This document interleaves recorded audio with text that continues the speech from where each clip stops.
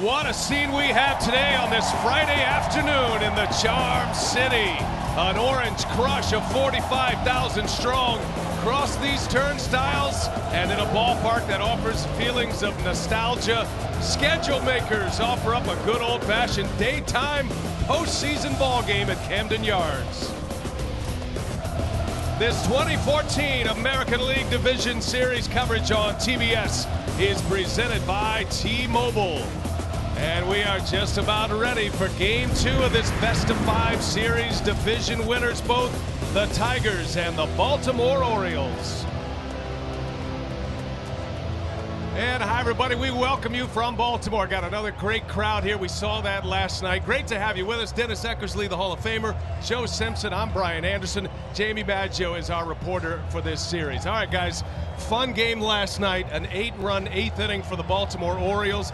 The Tigers are going to send up the second of their Cy Young Award punts in Justin Verlander today, while the Orioles, I think they got everybody's attention last night that they're for real. They got it early, too, Brian. They set the scene when Nelson Cruz hit that home run in the first inning. But this team clinched early, and last night they looked rested, they looked refreshed, they were hitting home runs, stealing bases, and in the 8th inning, everybody got their confidence up, getting ready for Game 2 this afternoon. It was like, okay, one Cy Young Award winner down and 2 to go. I'll tell you what, it seems like an elimination game, probably because they got beat so bad last night. But the pressure is on Justin Verlander, and he knows something about pressure. He did not have a very good season, but he still won 15 games. There's been question marks about him all year, about his velocity and about his arm. He had some arm problems. He took one start off. Last 2 starts were good. And I'll tell you what, you cannot bet against Verlander. You know what he's done in the ALDS in the past. You know, the last 2 seasons against the A's, elimination games, he won. Don't bet against him. And he has never lost here at Camden Yards in his career. Justin Verlander trying to get this series all even at 1 apiece as they head back to Detroit. What a night it was last night for the Baltimore Orioles, just dominating late in that game. An 8-run 8th. That sets us up for Game 2. We're ready for lineups and first pitch after this.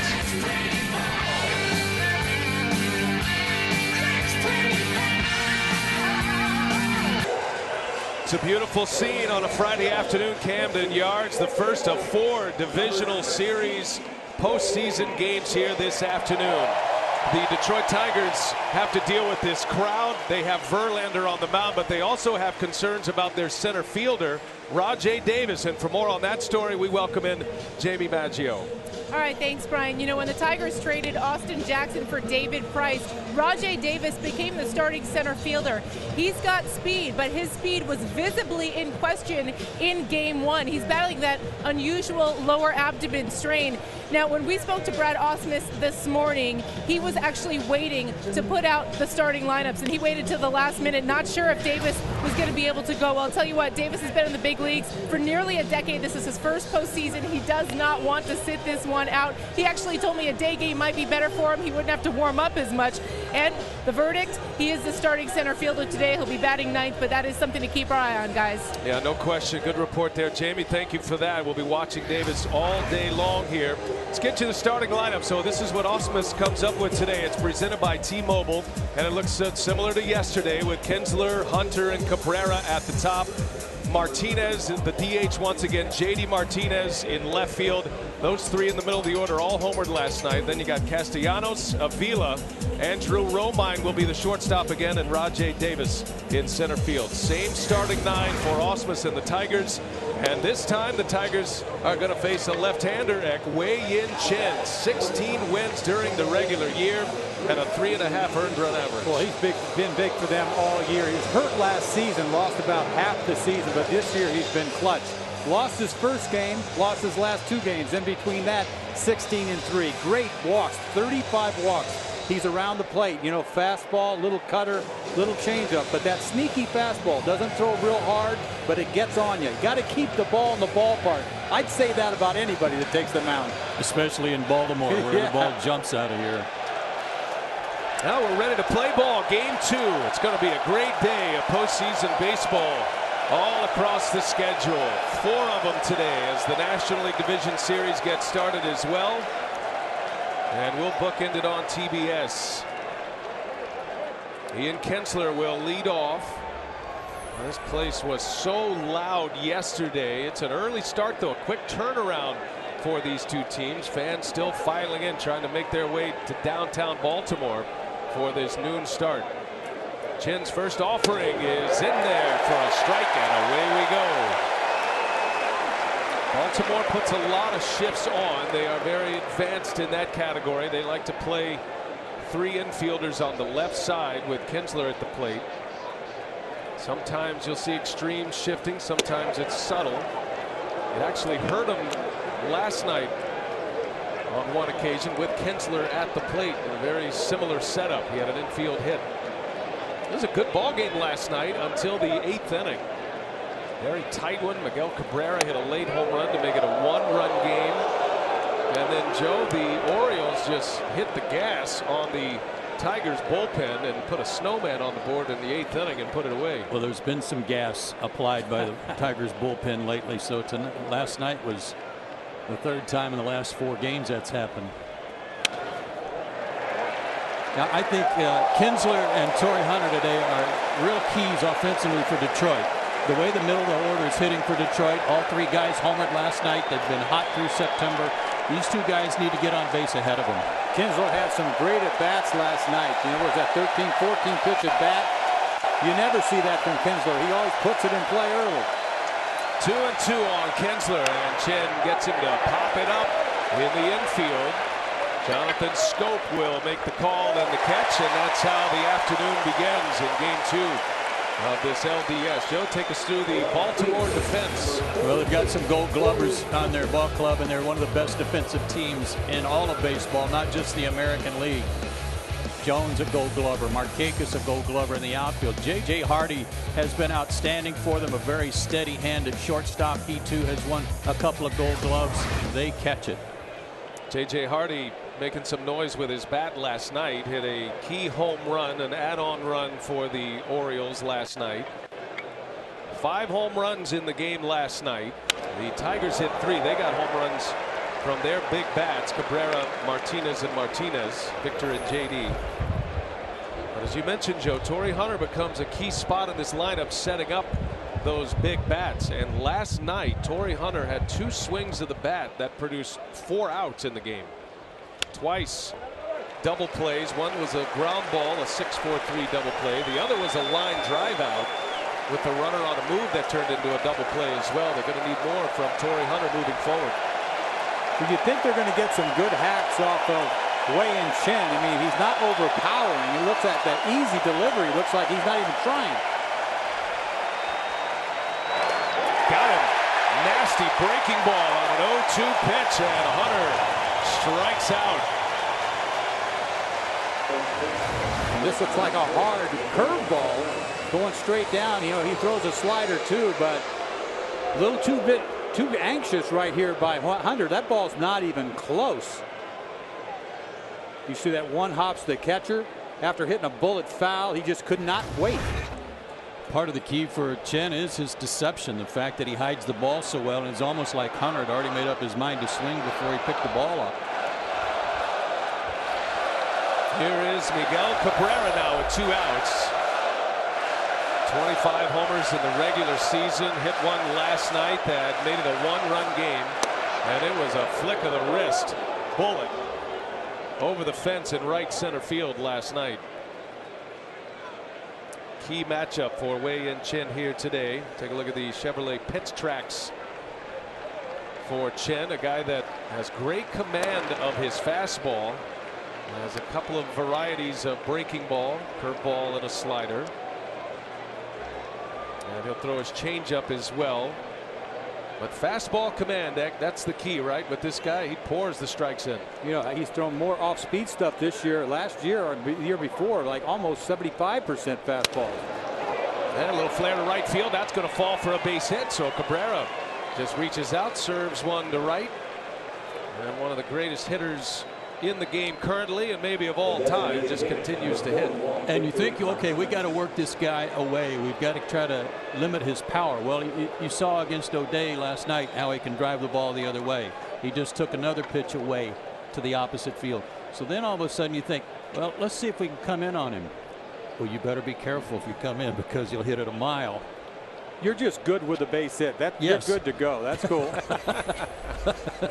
He's only at first for now. Problem is Victor Martinez hits after Cabrera, and what a year he has had. Look at those numbers, 32 homers this year. Martinez is in the top 10 in the league in home runs. On the ground to third, Flaherty over to second to scope the easy way, and Wei-Yin Chen pouring in the strikes. Got the O's off to a good start. Baltimore coming up.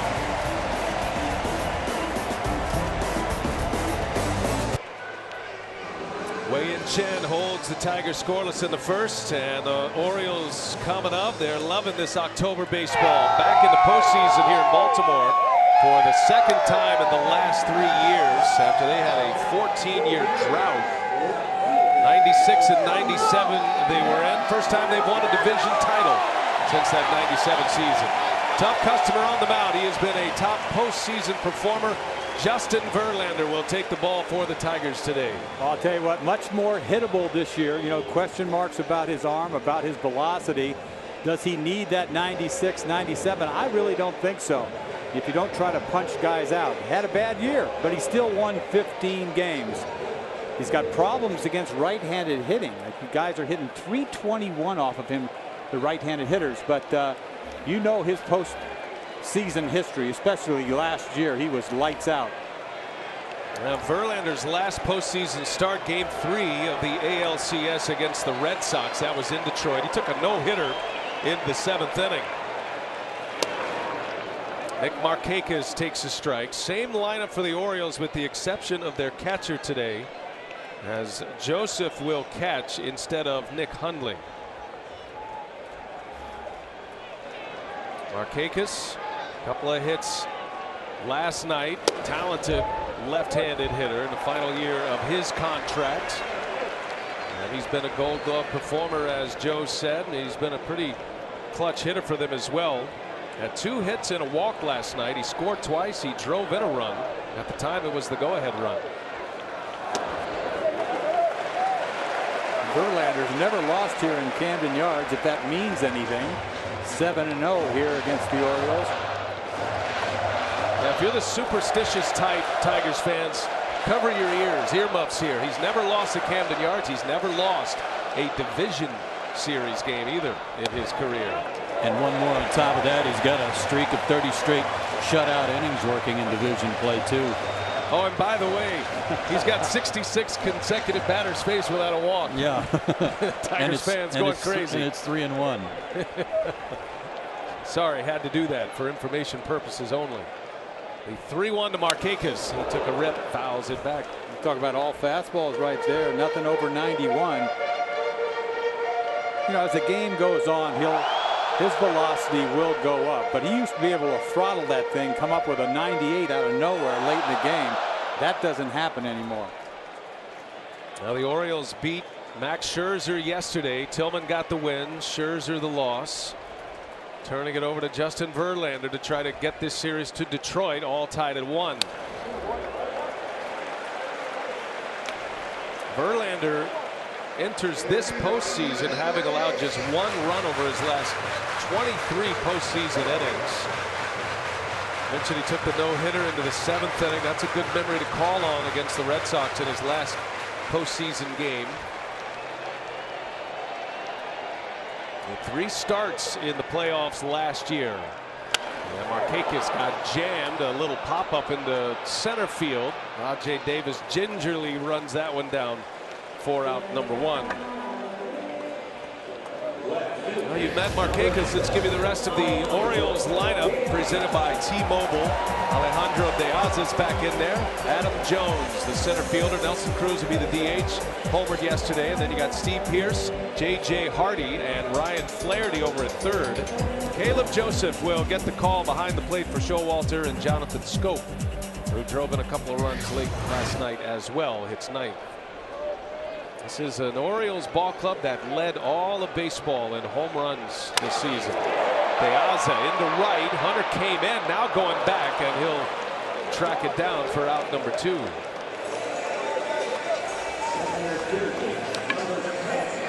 Tigers made a couple of errors last night that were very costly in the 8th inning, but prior to that, they played some good defense. They got good plays from Martinez and Castellanos. And Ian Kinsler, only 9 errors all year long at second base for Detroit. A much improved spot for them defensively, and they are really touting him for a Gold Glove. And I said 9, make it 8. Now you think about guys like Dustin Pedroia, Robinson, Cano. Pedroia's been the gold standard defensively at second base.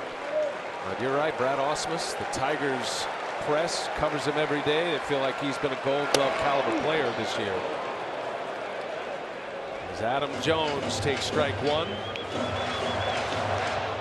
Now Jones last night was one of the few Orioles to not have a hit. He was 0 for 5. He reached on an error. He did steal a base and score a run. And Jones now 2 for 31 in his postseason career, so they made it in 2012. You got to wonder if that's weighing on him a little bit. He is a big part of what the Orioles do offensively. Swings at a lot of first pitches. He hit 29 home runs during the regular season. It's back-to-back changeups there by Verlander after nothing but fastballs to that point. And in his career, I mean, his curveball's always been so good. It's like it's the pitch that gets him back in sync if he's struggling a little bit with his command. He'll break out that big hook when he's ready. He's not afraid throwing his fastball, even though he's not throwing very hard. I'm not used to seeing 91. Cruising speed for Verlander, going with a breaking ball here, and Jones takes it high. I beg your pardon, that was a fastball. And it's 2-2. Tried to paint there down and away, humped up a little bit, but his velocity will go up as he goes along. It's nice that he doesn't have to throw a lot of off-speed stuff the first time around. We've seen a couple of changeups, but that's it. 2 quick outs for Verlander. Fastball again. And a half swing, he goes, unable to check it, and Jones is out. 3 up, 3 down for Justin Verlander. Off and running in Baltimore. Buck Showalter and the Orioles begins a great day of baseball here in the Beltway. Got the Nationals and the Giants in action today as well, as we take a look at today's forecaster presented by Voya Financial. Day baseball, the Orioles 44% of the time they win, so they have not been a great day baseball team this year. Does that mean anything to you guys at this point in the postseason? Not a whole lot. It might. Maybe that's something that Buck took in consideration when, with this early turnaround, he didn't have his team hit on the field. They hit in the cages underneath, had a relaxed morning. I don't think it means anything. This is the postseason. Yeah. Tigers were in standard practice, full batting practice, as JD Martinez fouls that one away as he begins the 2nd inning. Dennis, I liked what you said in our opening comments about this feeling like an elimination game, because nobody in a short series wants to go down 2-0. And with the experience Verlander has, he's the right guy for this call. Oh, totally. And they've been there before, Detroit. I mean, but you look at it over history, you get down 2-0. It's not real good. Now, only 5 times in the divisional era has a team down 2-0 come back to win that series. Last done by the Giants in 2012 on their way to the World Series. 1-2 to JD Martinez, and down he goes. A strikeout for Chen. Couple of Ks for Wei-Yin Chen. We have put a microphone on Bud Norris, who'll be one of the starters in this series. Some of his thoughts early today. Not really nervous. I was like, last night I was like, I just want to be a fan. I just want to just watch and soak it up. That was my first playoff game. So, I was nervous, bro. Were you? Inside tracks with Bud Norris. Talking to Miguel Gonzalez. They're going to be the next 2 starters for the Baltimore Orioles if this goes 4, and you got to love his comments. I think there are a lot of guys like that with the Orioles playing in their first postseason. He's just being honest if you think about it. He said he just wanted to be a fan. That tells me he didn't feel like pitching last night. Yeah, right. It's the first time. I mean, it's a little different. Even though Showalter said both of those guys would be available out of the bullpen, you didn't really get that sense. No, you didn't. With those comments. So we appreciate Bud wearing the mic. There's a swing and a miss. As Nick Castellanos goes down 0-2 on Wei and Chen. Some bad swings early on at that breaking ball, not even getting to the plate. What is that? They're not picking it up? Again, the prevailing report, scouting report on Chen is tough to pick up, very deceptive. Don't see the ball out of his hand real well. And he will go up there, and he doesn't mind going upstairs to get outs. Castellanos and Alex Avila flip-flop in the batting order here today. Yesterday was Castellanos hitting 7th. He's back in the 6th spot. This is where he was most of the time this year. And the 1-2 is down and in. Castellanos takes it. That'll even it up at 2 balls and 2 strikes. The big difference this year for Chen is his control. I mean, that's amazing what he's done. 35 walks in 185 innings. Kept the ball in the yard, I'd say. 23 home runs. Hasn't given up home run in about a month, but 23 is not bad pitching here. Got to take that in consideration. And that one's into center field. Adam Jones blows the bubble, makes the catch. Chen got off to a slow start. He had a bad finish. He lost his last 2 starts, but in between he won 16 ball games. So his work in the middle of the season, not bad. Well, they scored him a ton of runs, not to take anything away from him. His slot had a lot of runs, and you know how that is. I know how that is. Yeah. You get in the wrong slot, I don't care how good you pitch. Chen, 29 years of age, career high in wins and ERA this year. Out of Taiwan, he pitched in Japan for the Chunichi Dragons before he arrived here to the States. That was in 2012 when he made his debut with the Baltimore Orioles. Had some injury problems last year, a couple of injuries, had knee surgery following the season last season, also dealt with mid-season oblique problems. And he started 23 games last year, but he's come back. He has been a workhorse, pushing nearly 190 innings this season. As Alex Avila takes a ball low. This is another batter for the Tigers that the Orioles will put a shift on.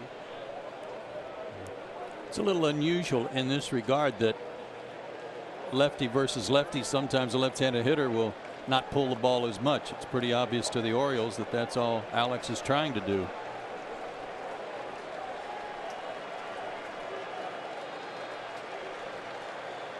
Avila standing right on top of the plate, and Chen got him to swing.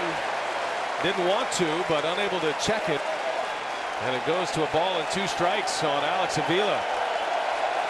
He could probably do anything he wants right here. He could chase that fastball, throw a breaking ball in the dirt.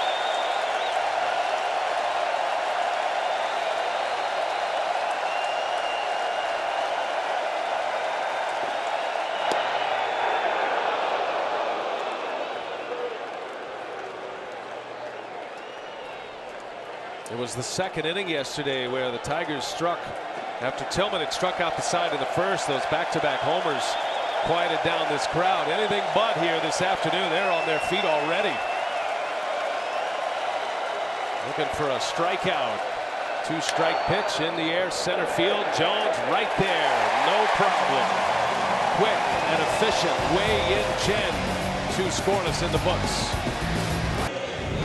It's time for Records and Milestones, presented by Jim Beam. And you put yourself in a category with Babe Ruth and Lou Gehrig and even Carlos Beltran. You've done something. How about Nelson Cruz? His slugging percentage all time in the postseason. Last night Cruz homered. He tied Carlos Beltran with 15 home runs. That's the most. First 35 games in the postseason. For more records and milestones, go to BleacherReport.com. What a postseason performer he has been, and he has done major damage to the Detroit Tigers. Take it back to that 2011 ALCS when Cruz was a member of the Rangers, and he got him quickly last night with a home run in the 1st inning, a 2-run shot. led the American League in home runs this season. Led all of baseball, as a matter of fact, with 40. Drove in 108. He was third in the AL in RBIs this year. You know, everybody thinks this ballpark made him hit 40 home runs. No, he's hit more home runs on the road. Verlander. Jim Presley told me yesterday that one of the things that Nelson Cruz did, even though he's having this great year, he struggled a little bit coming out of the gate in the second half after the All-Star break. And then in the last 8 days, they went to an open stance after Presley noticed in some old video that he had an open stance. Nelson tried it his first at bat. He hit a home run and said, I'm going to stick with this. Yeah. And even in the last week to 10 days, he's made an adjustment. It looked like there's a whole lot of room in there if you're Justin Verlander. He's frightening. Stands off the plate a little bit. You've got to go in there. To me, you've got to go in. Yeah, Verlander gets a big swing and a miss. That's a nasty 3-1 slider. You talk about pitching backwards. 3-1 breaking ball. That's how.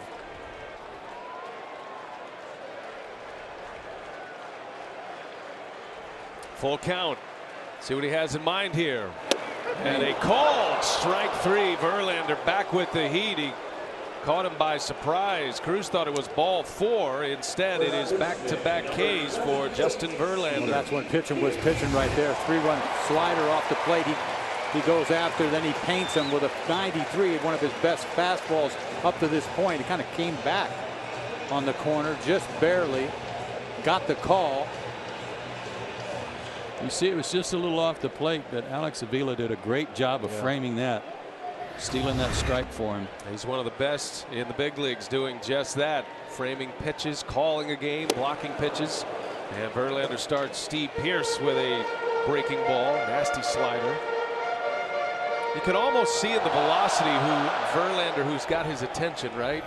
Some guys 91, 92, and then you get Cruz up there and he's pumping 93, 94. In on the hands and fouled away as Pearce falls behind 0-2. That may have hurt him a little bit. Did the ball foul tip off his leg because it was running in on him? Lucky he didn't drill him in the hands. Yeah.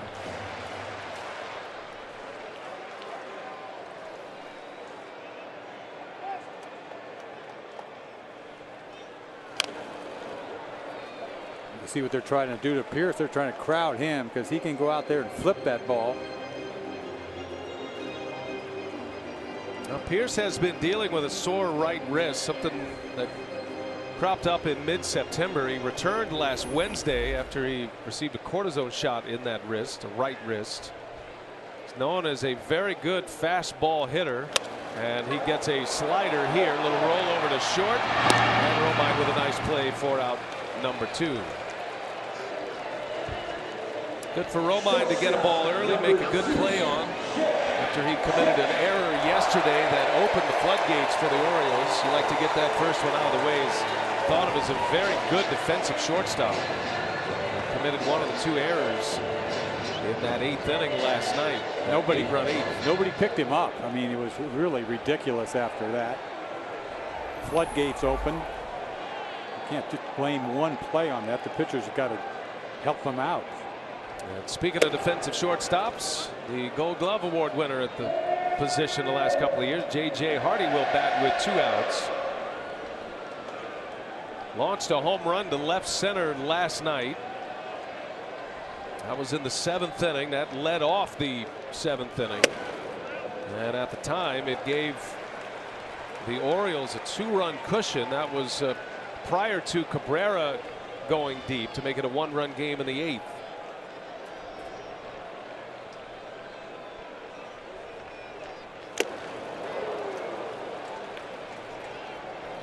You could see there that Verlander's feeling pretty good. Mechanics pretty crisp. Working fast. Yep. 1 ball, 2 strikes. And Hardy, a little jam shot that's caught in the air, and the inning is over. Verlander rolling early, 6 up, 6 down, a couple of strikeouts Wei-Yin Chen back on the bump. We head to third. Aerial coverage provided by Goodyear with superior performing tires that knock it out of the park. Goodyear, more driven. What a beautiful scene here. Camden Yards, Oriole Park at Camden Yards. Good day to do a lot of things today. Enjoy a ball game. Do a little flying up above. Wei-Yin Chen back to work.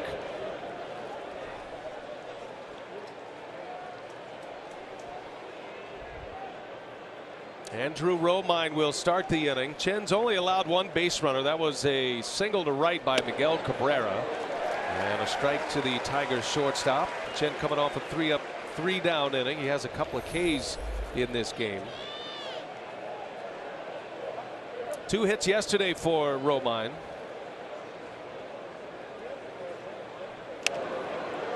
Tigers acquired Romine from the Angels this spring.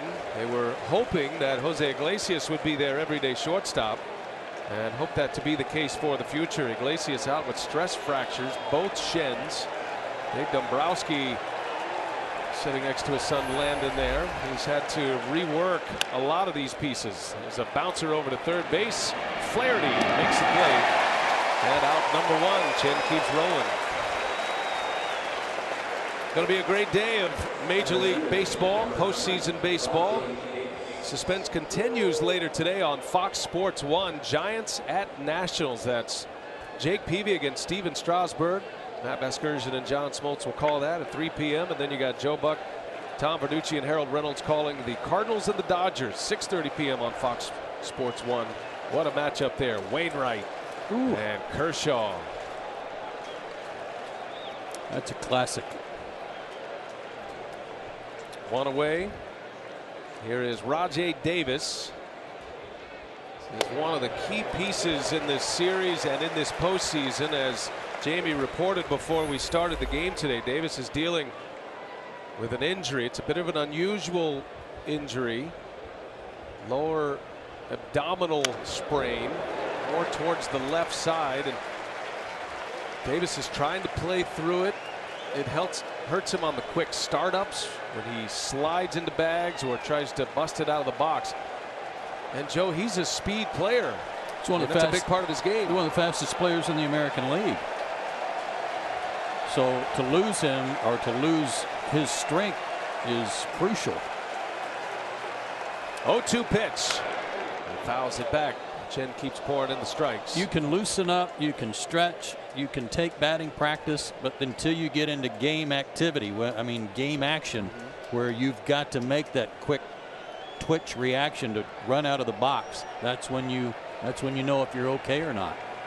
Or in his case, to break on a line drive. I thought Jamie made a good point before the game act, because you could see clearly that he was uncomfortable yesterday. They actually pinch hit for him late in the game just to try to get him off his feet. It was a late decision whether to have him in the lineup today. They just don't like any alternatives is what it comes down to. They'll take 80% of him is what it comes down to. Now there aren't many moving parts, are there, with Brad Ausmus in his first year as a skipper of the Tigers. He's inherited a great ball club. He knows that, and you got a lot of star power with this team, but the lineup rarely changes. Yeah, they haven't got enough depth, for a club that's supposed to win it all. 2 balls, 2 strikes. And that one's into right center. Markakis will close easily. And Rajai Davis is out, number 2. What I see when I watch Davis run is that he's trying to make it look like everything's okay, but that left side, the left leg, is not able to extend and propel him like his right leg is. For a player like Davis, who had more stolen bases by himself this year than the Tigers did all of last year as a team, and a guy who plays center field, there's a little hitch in the giddy up. And he's a guy when he could steal a base even when you know he's stealing. Yeah, one of those guys. Chen with 2 quick outs, top of the order, second time through now as Ian Kinsler, who popped up to second, his first time up. And the shift is on again for Kinsler. Tigers were good against left-handed pitching. 28-22 seasonal record, but up and down their lineup, loaded with 300 hitters for the year against lefties. And a shot. Oh, wow. What a catch by Chin. Look what I found. And a little snow cone at that. It got back to it faster than it went in. Fortunate there. Sticks the glove out and takes a hit away from Ian Kinsler. What a play. Man, oh man. 3 up, 3 down for Chin.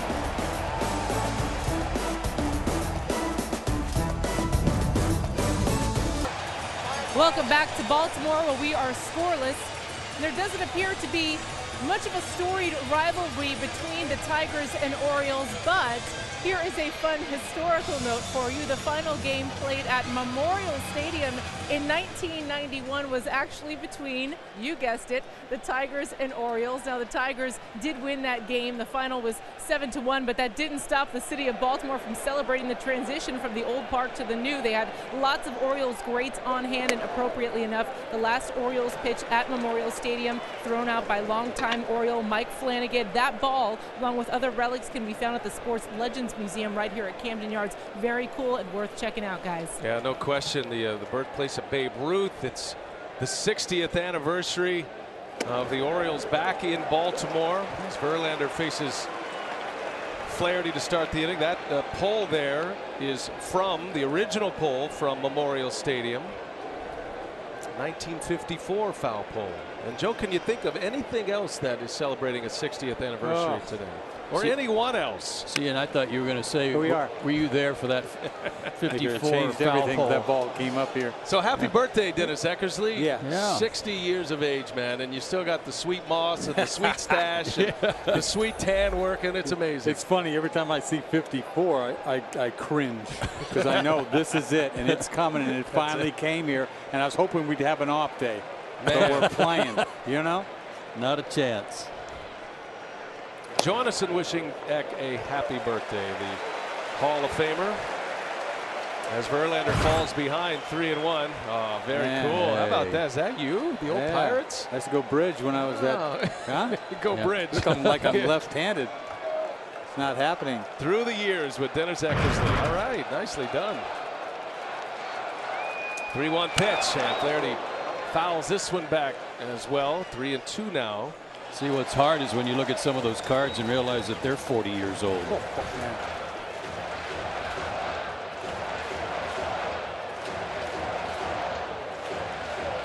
It's not one of the most exciting birthdays you really want to go through. It's not one that I 50 enjoyed. was cool. 50 was cool. 60 is not cool at all. Oh, you're still cool, man. You're the coolest cat in town, I promise. Payoff pitch from Verlander. Flaherty hanging tough. Now the Orioles have a couple of patches on their sleeves to recognize the 60th anniversary here in Baltimore, and the Tom Clancy patch as well, who passed away a little over a year ago. The famous author, best-selling author, and a Baltimore native, former minority owner of the O's. And great pieces of work. Hunt for Red October, Clear and Present Danger. So he's recognized on the sleeves as well. Ground ball to Kinsler. So a long battle there. Verlander fell behind Flaherty, but gets him on a 4-3 ground out, and 7 in a row to start this game for Justin Verlander. Verlander's got a couple of 3-ball counts so far in this game. He hasn't walked a guy in quite some time coming into this game. It doesn't really matter. That was part of the regular season, but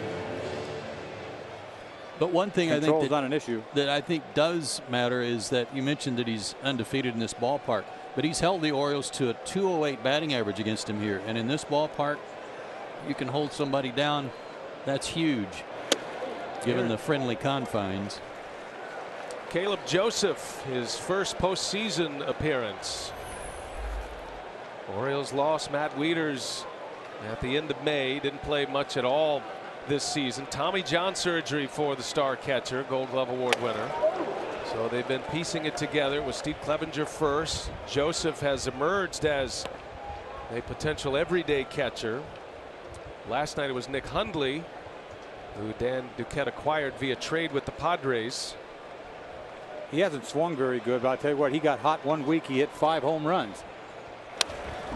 Yeah, you're right about his struggles lately, and I think that probably had a little bit to do with him not starting last night. Also, Buck Showalter told us that Hundley catches Tillman, and that's a good hookup for those two. Meanwhile, Joseph and Chen seem to hook up well. But Joseph finished the season without a hit in his final 33 plate appearances. That's a long offer. He's got a long swing is what he's got. Excellent defensive catcher. And he gets the draw of Justin Verlander for game 2 of this series. Joseph, Hundley, Clevenger, the 3 that trying to replace Matt Wieters. Clevenger early, recently Hundley and Joseph. And a called strike 3. Verlander gets the edge. He's getting that corner, isn't he? I'll tell you what, that's nasty. 94-mile-an-hour black on the black. Almost like a little crossfire. Pulling it out right there, a little outside, but I got to have it. And he got it.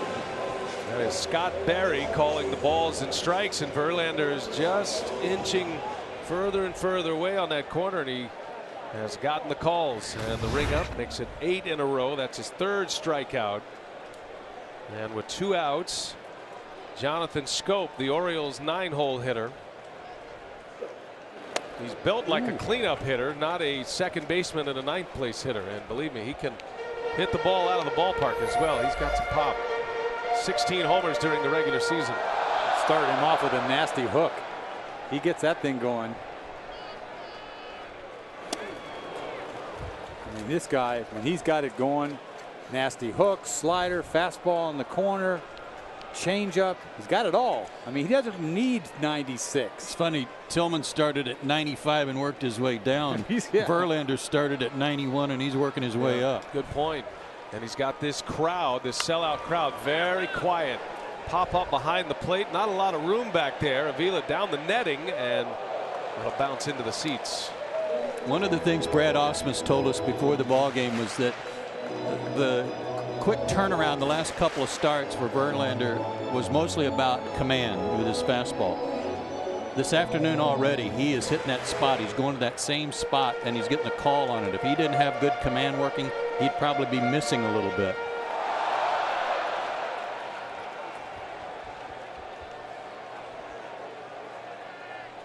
Schoop in an 0-2 hole. And a shot back up the middle, hits the base and into center field. A base hit, the first of the day for the Orioles. And it comes from their 9-hole hitter, Jonathan Schoop. Yeah, got a little carried away with that fastball away with facing a guy that'll swing at anything. Nice pitch of hitting, but the ball's up. Got part of the plate, base hit up the middle for Schoop. But you'd think he would bury something 0-2, but you get confidence in throwing that fastball like we just talked about away. You think you could dot anybody away anytime, but that guy is a guy that'll fish at anything. Orioles do not run much as a team. It's not a team that will steal bases, but they do have some speed. Doesn't translate into the stolen base numbers, but they sit back and wait for the big inning, and that's what we saw last night as Markakis takes a ball up and away.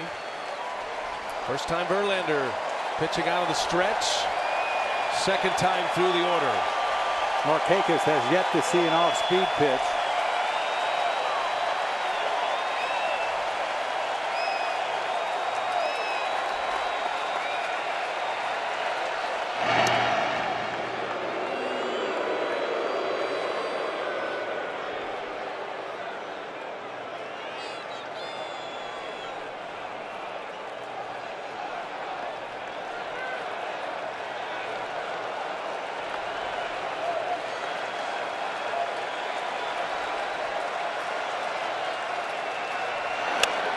Markakis a little late, fouls it off to the left. Now we ask you, where will you be the next time history is made? You can be there for all of the action in 2015. Just go to MLB.com/season tickets to reserve your seat today. Verlander's been a part of some history. Got a couple of no-hitters He has won an MVP award. We'll see Clayton Kershaw a little later today. He's got a chance to win the MVP this year. MVP and Cy Young Award. Just like our buddy Dennis Eckersley did back in the 90s.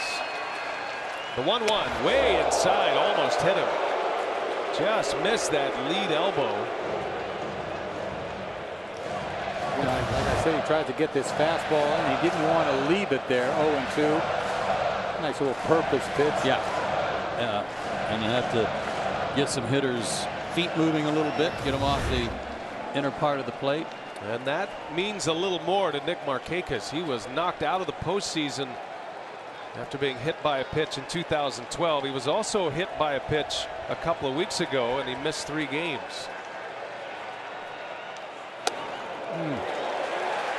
Where's that? Oh, it looked like a good pitch on our pitch tracks. Verlander not happy with Scott Berry. You talk about give it and take it away, and that's, yeah, he took it away right there, but he gave him one earlier, so.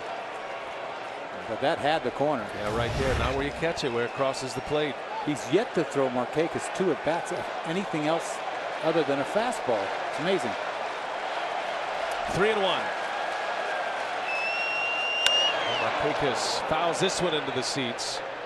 So that's twice now. 2 at bats. Markakis has been in a hitter count. He's been in 3-1 counts twice today against Verlander. Verlander got him to fly out to center field in the first inning.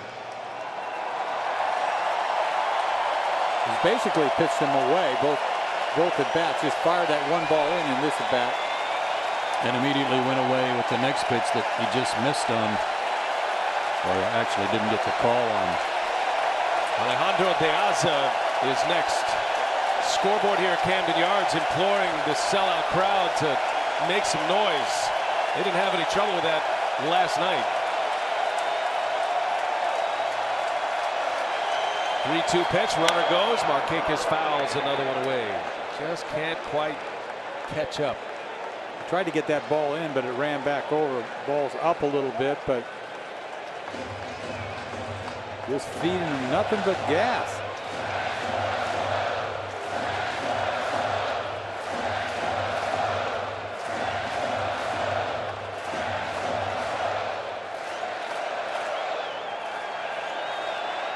Full count. 2 outs. Scope will be on the move with the pitch. Anything in a gap or down the line. Got a chance to score. There he goes. That ball's driven right field. Hunter turns and watches this one go. A home run. Markakis. A 2-run shot.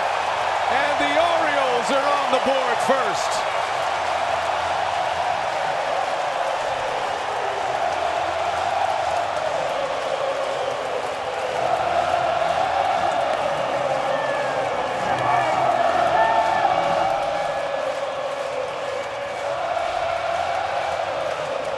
Brad Ausmus wants to make sure that ball cleared the fence and right field.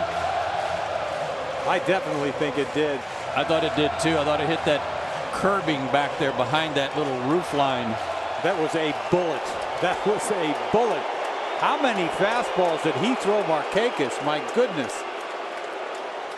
Might take a look at this one. Now, this is not a challenge scenario. This would be considered a boundary call, which the crew chief, who Ausmus is talking with now, Jeff Kellogg, they can go check it out. I don't think there's any question it hit that top flat part of the wall. Once it clears the padding, though, it is a home run. This will be a good look at it. This is what they'll be looking at in New York in the replay challenge control room. Randy Marsh, one of the umpiring supervisors, met with us before the game to go over the ground rules, and he said this is the one spot that gives umpires the most trouble.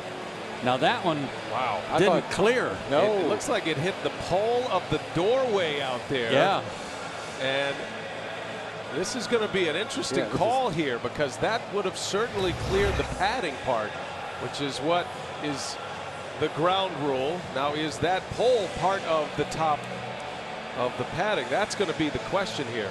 Yeah, my first look, I thought it was over. I thought it hit the top of that thing, but on second look, it looked like it hit that little pole. Yeah, I thought it hit the back of that roof, but I don't think it did. But it didn't. It did not get on top of it. Of that fence, see? Display under review presented by Samsung. Because it comes back, are they going to say that it's not over that fence? It is so close. This is going to be a close one to call. Now it's out of the umpire's hands here on the field. Don't you think that's out of the ballpark? Look right at that gate. The pole that holds the gate right there. Yeah. So the determination's going to be, is that part of the top part, the flat part of the wall for the walkway, or is that part of the padding of the fence? And if they rule that it is not a home run, where are they going to place the runners? That's the other part. Right. This is all this particular replay system has been in for the last few years on these boundary calls. That angle's a little different. Like, it looked like it went over the fence, but how could it come back and play if it went over the fence? That's a good point. It had to hit something hard there, like that pole. It would have pitched forward, you're saying, if it would have hit. I get that's a good point. So the crew chief there is Jeff Kellogg. He's on your left. The calling umpire, what a huge Paul call Schreiber, this is. who is the right field umpire who made the home run call. And they're in communication with the Replay Challenge Center in Chelsea, New York. And there is an umpire assigned to this game. There are multiple umpires and supervisors in that control room. And they're going to be the ones who make this decision. And the decision is coming. Home run.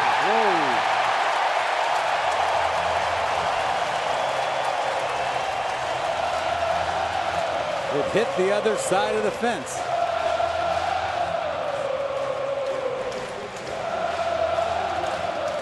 So Nick Markakis confirmed as a home run. Couple of hits last night, and after fastball from Verlander, he turned around his best heater of the day. You know, Joe, he threw him in. Remember, he tried to bury him in on an 0-2 pitch and fed him nothing but fastballs. He got the head out, and it doesn't surprise me at all. He had fouled all those balls off to the left, but he got something a little more center cut and got the barrel on it. It's the third Baltimore home run of this series. First home run allowed by Verlander in 32 division series innings. And we had that long streak going of scoreless innings in the division series. Never lost in the division series. You think he would have featured one off-speed pitch and 2 at-bats? De Aza batting with 2 away. The 2-out story, Joe, has been big for the Orioles so far in this series. They had a great day yesterday, of course. That home run by Markakis, a 2-run shot with 2 outs. So they are now 8 for 17 with 2 homers, 9 RBIs with 2 outs in the first game plus 3 innings of this division series. De Aza in the air, left field. J.D. Martinez is there, and that will retire the side, but a big blast from Markakis. And one last note on the homer. Remember, it looked like he had him struck out earlier in the count, too. Instead, it goes to review. It is confirmed that the O's have the lead.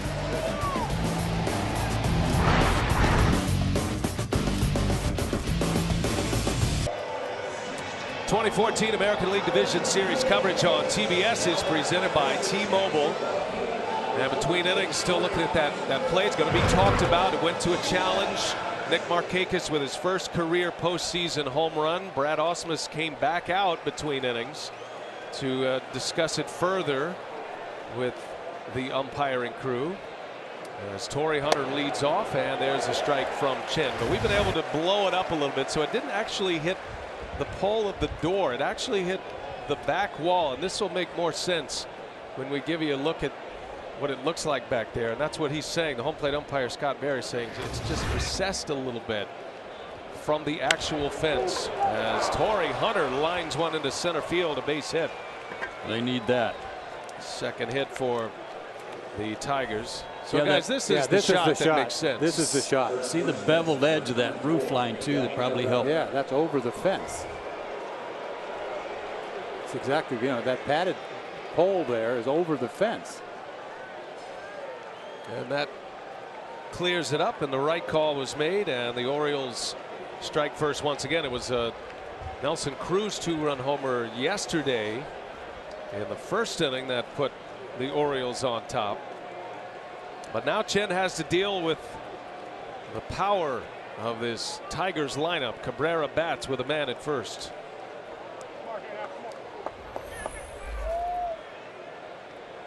And just once again, that is not a challenge.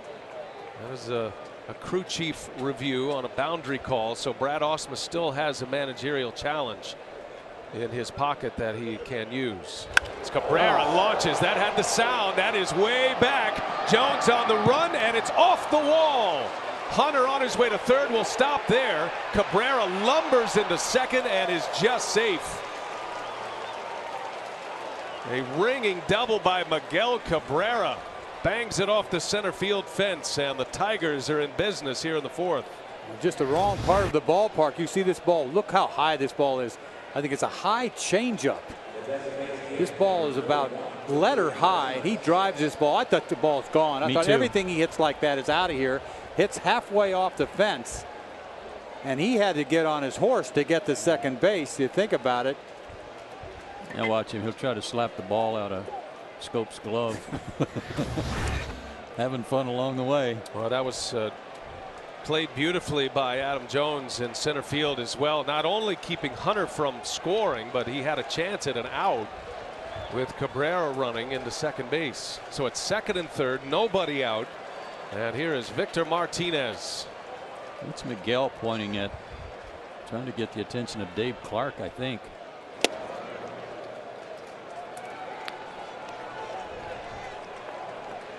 Dave Clark, the third base coach.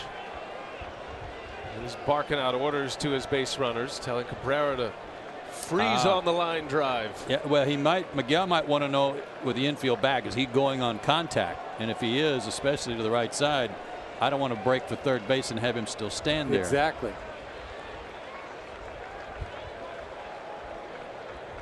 Ball and no strikes. Victor Martinez, and a swing and a miss. Got one under his hands. 1-1 the count. Chen's had a good breaking ball today thus far. He should have thrown Cabrera a breaking ball down in the dirt. That high changeup was a cookie, wasn't it? Well, this is where he has excelled this year, batting behind Cabrera when teams pitched around him. This time he's got both Cabrera and Hunter on in front of him. He's got his hands full this inning. Second and third. Nobody out. Tigers trying to answer, and Martinez takes a ball. And now you're falling behind 2-1. That guy right there is so good. And talking to Buck Showalter before the ballgame, he was calling him the monster. He said he's just a monster. Totally. He's a monster anywhere, but he's really a monster in this ballpark. Yep. Back-to-back MVPs, won the Triple Crown a couple of years ago. He has set the Tigers up for an inning here as Victor Martinez takes the ball down and in. 3-1 the count. Could have gone either way. That's a tight zone. Doesn't like that down and in zone. No, he They doesn't. give it the other side, not that side. I think he called that ball low. Well, it's consistent with the call he did not give Verlander last against inning. Markakis. Yeah.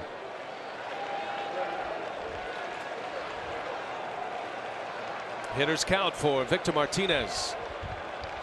And a ground ball is going to sneak through. A base hit. Hunter is in. And Cabrera will stop at third. So an RBI single for Victor Martinez, and the Tigers answer quickly. Everything was going so well for Chen, and this inning just filled up with base hits. 3-1 pitch right there. Finds the hole between third and short. Jumps on it. Top spin. Cabrera obviously can't score on that. He holds up. Nobody out. 371 average against lefties this year for Victor Martinez. You know, and the Tigers overall as a team just dominated left-handed pitching this year. They led all of baseball in batting average, led by Victor Martinez. They led the American League in slugging percentage and led all of baseball in on-base percentage against left-handed pitching. And the second time through the batting order against Wei-Yin Chen has not gone well, and that ball's hit high and deep left field. J.D. Martinez goes deep again. And just like that, the Tigers are on top.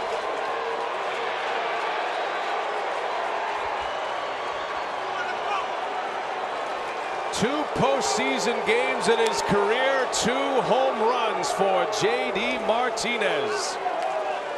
4 on the board before there is an out here in the 4th inning. Oh, J.D. Martinez, he's been money for these Tigers all year long. He gets an off-speed pitch and just launches it. They had the bullpen working right before that pitch. I said they're not going to let this game get out of hand, but one pitch later, this is a 4-2 game. This ball was gone easy. Boy, and Miguel Cabrera, he's pumping his fist in his own dugout.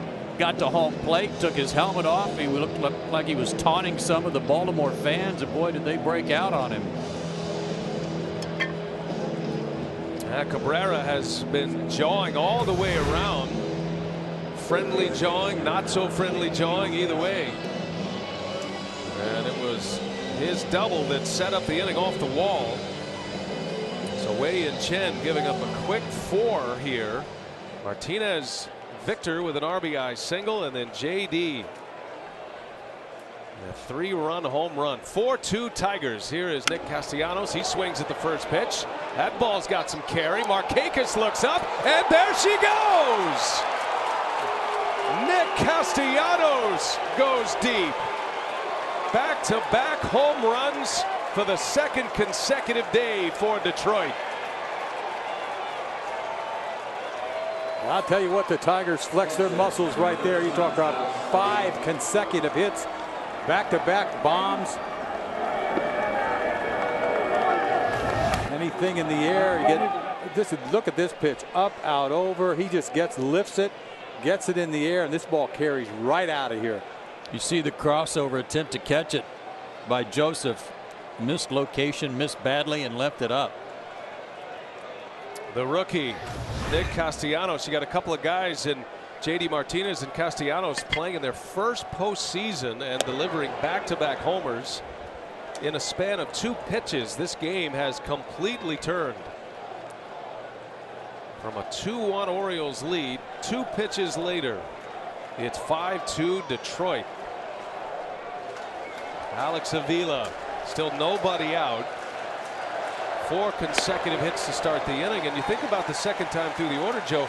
Remember, Ian Kinsler hit a bullet back to the mound for the final out of the 3rd inning. Well, again, 300 averages all through the lineup against left-handed pitching. And talked about Kinsler and Hunter needing to kind of set the table. And Hunter got this inning started with a rifle shot to center. It probably stirred them all up a little bit after falling behind 2-0. This is the pitch we really didn't get a good look at. This is the breaking ball right down the middle. And he lifts and separates. That ball is way back. You don't overcome 3-run bombs. Activity in the Baltimore bullpen.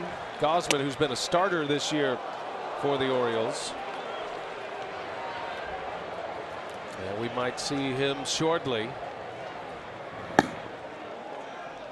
Big smile for rookie Nick Castellanos. It was his bat that gave the Tigers confidence to make a trade, trading away Prince Fielder to get Kinsler to clear some room for Castellanos, moving Cabrera over to first base. 3-2 to Alex Avila.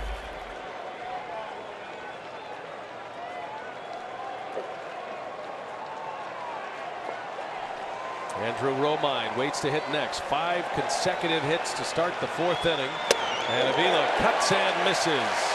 Down he goes on strikes. Wei and Chen needed that in a big way. That's his 3rd strikeout and the 1st out of the 4th inning. Well, he just slips a high fastball by Avila. Can't hold up. Took a while to get that 1st out of this inning. You're talking about a lunch job. The 5 hitters in a row.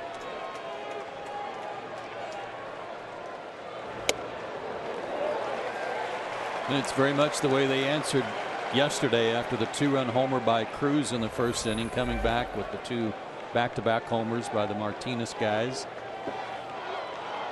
And answering again today. And a ground ball, one shortstop to the other. Hardy will make the play for out number 2.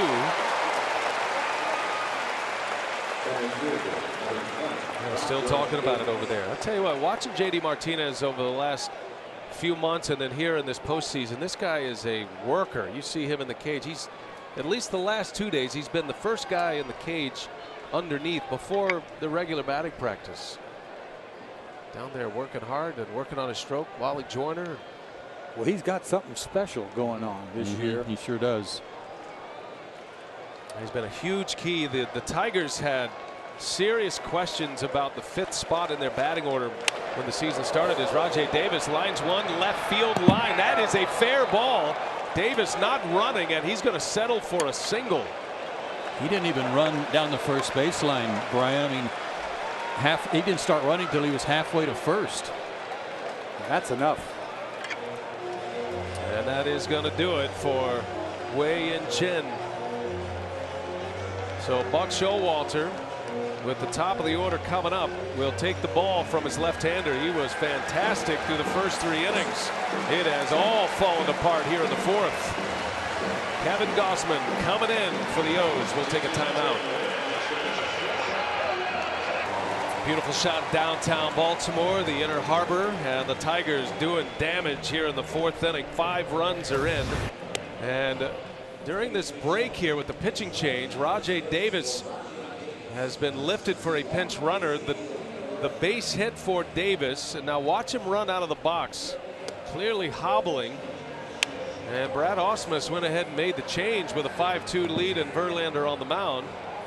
That's a ball that Davis always ends up at second base on. That's a single for him, and Ausmus makes the move, and Ezekiel Carrera, the rookie outfielder, will come up and will pinch run and will remain in the game in center field for Davis. I mean, we've seen this the whole time. Nothing's really changed, right? I mean, he didn't do anything on that certain run that he hadn't done any differently. I think now he just took him out, give him a breather, got tomorrow off. And it wasn't like he thought he hit a home run, was in his trot either.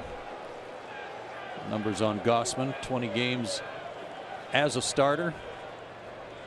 First relief appearance for Kevin Gausman since September of 2013, so a little over a year since he's pitched out of the bullpen.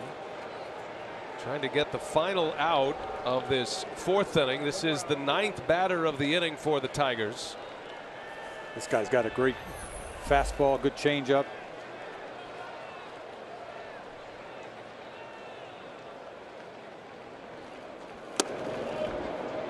Pours one in at 96 miles an hour. See what he features at Kevin Gausman, and the Orioles are hoping he'll pitch a little up with velocity out of the bullpen. Well, that fastball's there. This kid's got lightning. They like him a lot. They put him in the rotation, but like you said, last year they brought him up to get a taste up here. He's had trouble with that 3rd pitch.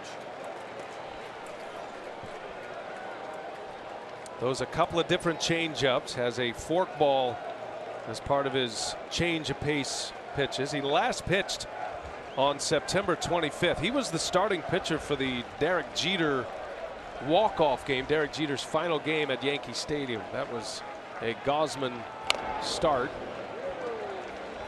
And one of the great nights in baseball history. Derek Jeter able to provide the walk-off base hit in his final game in pinstripes.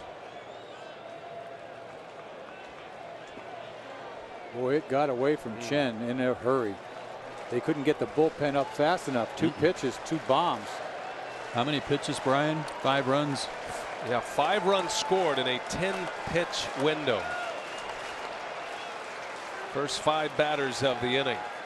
There goes Carrera. There's a strike call. Throw to second. Ball pops out of Scope's glove. Would have been close. Joseph thought of as a good catch and throw backstop. And Carrera steals second base. He gets a pretty good jump right here. And the pitch down and in to Kinsler. Not a bad throw by Joseph. Couldn't get the tag down. 2.0 on average for Joseph to second base. That's really quick. 2-2 the count. 2 outs. Kinsler trying to keep the attack on for the Tigers. What an answer. Markakis, a 2-run home run in the 3rd inning, giving the Orioles the lead. This place was jumping, and the Tigers come right back. Started with a Torrey Hunter single. Back-to-back homers, JD Martinez and Castellanos. And Kinsler takes ball 3. 98 with that fastball. This kid could light it up. You know, as a starter, he doesn't get it up that high. If she goes out there for a couple innings, that's what you're going to see. And he's amped up his first appearance.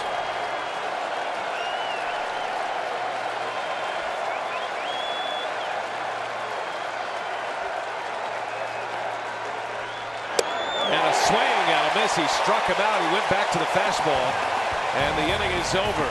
The Orioles put 8 on the board last night in the 8th. The Tigers with a big inning of their own. How about a 5 spot? JD Martinez, Nick Castellanos go back to back. It's 5-2.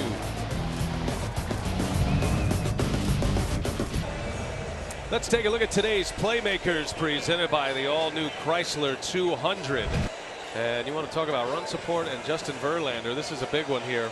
Justin Verlander, in his career, when receiving 5 or more runs, 111-2 is his record.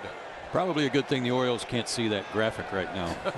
And Verlander just got 5 runs in the 4th inning, as the Tigers score 5 runs on 6 hits. The 2 home runs from JD Martinez and Nick Castellanos. Oh, what a start he's off to in this postseason, JD Martinez, man. All right, how will the Orioles respond as Adam Jones leads off? You don't know how great a feeling that is as a pitcher to give up a 2-run bomb like that, you know, in the postseason. It almost feels like, oh my goodness, we lost this game, you know, and then you come back out there, you got a 3-run lead. It's a beautiful thing. Well, Verlander last year, we talked about how great he was in the postseason last year. He only gave up 1 run. That was a home run to Mike Napoli in Game 3 of the ALCS. That was a 1-0 loss. Verlander only got 3 runs in his 3 postseason starts last year from the Tigers offense. He just got 5 in the 4th inning. Well, I'll tell you, he's gotten a lot of run support this year to have a 4.5 ERA and win 15 ball games. He's had some problems with some shutdown innings himself this year, but that track record says it all.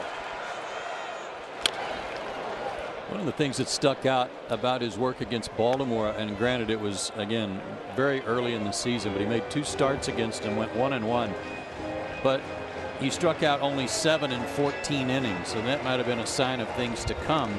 Today he's already fanned 3, but for Verlander, that's not many strikeouts over a 2-start stretch against one team. And I think that's the change that he's made, consciously made, since he's come back from that.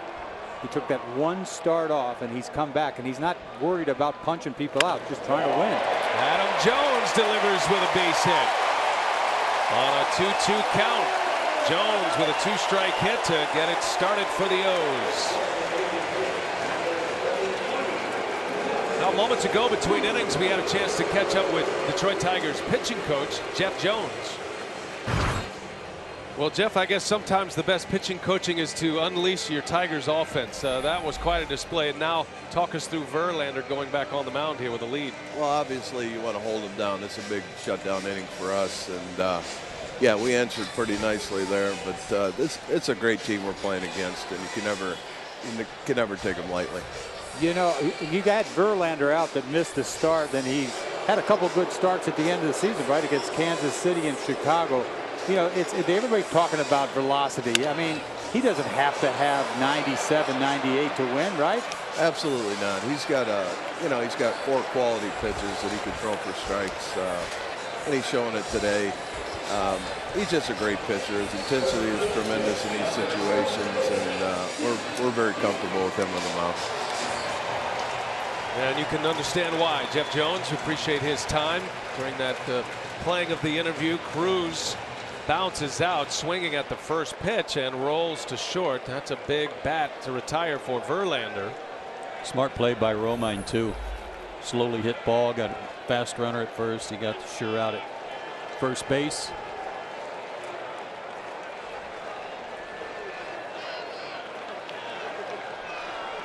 As good as the J.D. Martinez story has been for the Tigers, that has been the Steve Pearce story for the Orioles. And the kind of bat that can tighten this game quickly. Last time up, Pearce grounded to short. And Avila and Verlander want to hook up. Got the Chevy numbers for Justin Verlander. This is to your point, Dennis. You're talking about it. Him giving up a lot more hits this year. Opponent batting average with runners in scoring position. That's a shocking number here to have opponents hit over 300 against Justin Verlander. That doesn't make for a good season, believe me. And I told you the number before about against right-handed hitters, 321. I mean, right-handed hitters have no business hitting 321 off of Verlander. Pearce gets straightened up by a Verlander fastball. Good pitch right there. It's the first time since his first full year in the big leagues that he gave up more hits than innings pitched. At good speed at second for the Orioles and Adam Jones. Can't seem to get on the same page. And mixing up the signals with Jones staring in on him, and Verlander checks on him. Remember, Cabrera pinch ran for Rajai Davis, so Davis is out, Carrera's in. He's thought to be a very good defensive outfielder, but at the big league level he's been a little shaky for the Tigers at times. Has great speed. None of the three outfielders for the Tigers have great throwing arms. Typically you're able to take advantage of the Tigers outfield, but as we saw yesterday, Joe, J.D. Martinez cut one down at second base. He got Pearce. Made a real strong throw from the warning track out in left field. The advantages of a small outfield, very little power alley, especially in left. That's a straight shot out there. It's only 364 to the left center field power alley. Fairly shallow in center field. Cabrera.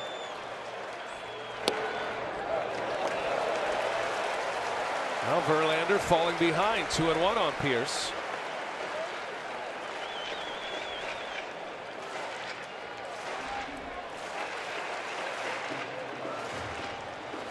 Last 3 years, Steve Pearce released 3 times, put on waivers twice. Then with the Pirates, the Twins, Yankees. Second tour with the Orioles. Actually got released by the Orioles this year, taken off their big league roster. Buck Showalter was telling us the story yesterday about Pearce. He had some other opportunities to be on a big league roster, and the Orioles said, look, we have to make some room for a pitcher. We will put you back on the big league roster as soon as possible. And he took their word for it. And that has paid off in a big way for Baltimore. Dan Duquette said Steve Pearce has saved their season, the general manager. Got to have some surprises that you weren't counting on to step in and help you out. And with all the injuries they had, he was certainly a plus. He's gone from a journeyman to a platoon player to a key player in a big spot. One gone, 2-2 pitch called, strike 3. Verlander with a big strikeout on Steve Pearce for the second out of the inning. And that's all set up by those balls that he threw inside. He swung through a pitch before that was hittable, I thought, and then just buckled him on this hook. No chance. Look at the depth of that curveball. Beautiful. All right, 2 gone. Here's J.J. Hardy. A little soft liner, a little jam shot line drive out in the second inning. That was over to third base. He's got Adam Jones at second.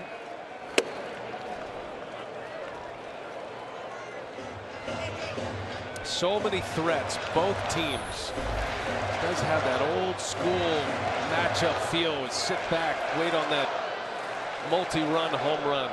And the Orioles, they can go deep in just about every spot in their batting order. Those game-changing home runs.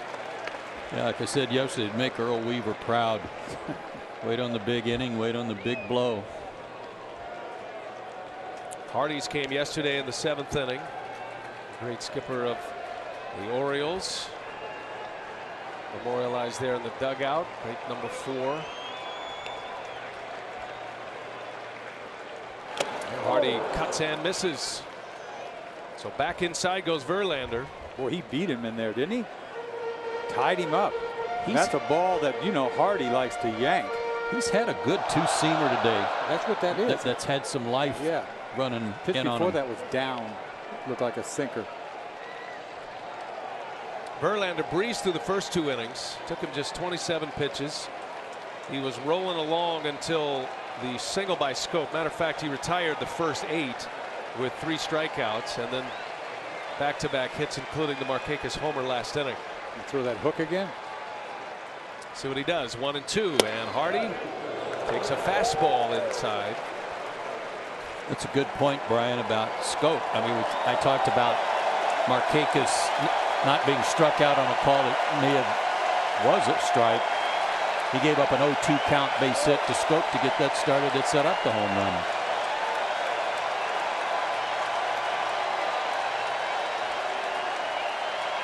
Jeff Jones just talked about the need of a shutdown inning. Those are so important, especially when you are the road team. Tigers have put this big crowd in their seats with 5 runs in the 4th, and Verlander trying to keep it that way. And Hardy waves and fouls it off. He just got a piece, but he had him fooled. Sooner or later, you're going to get that hook.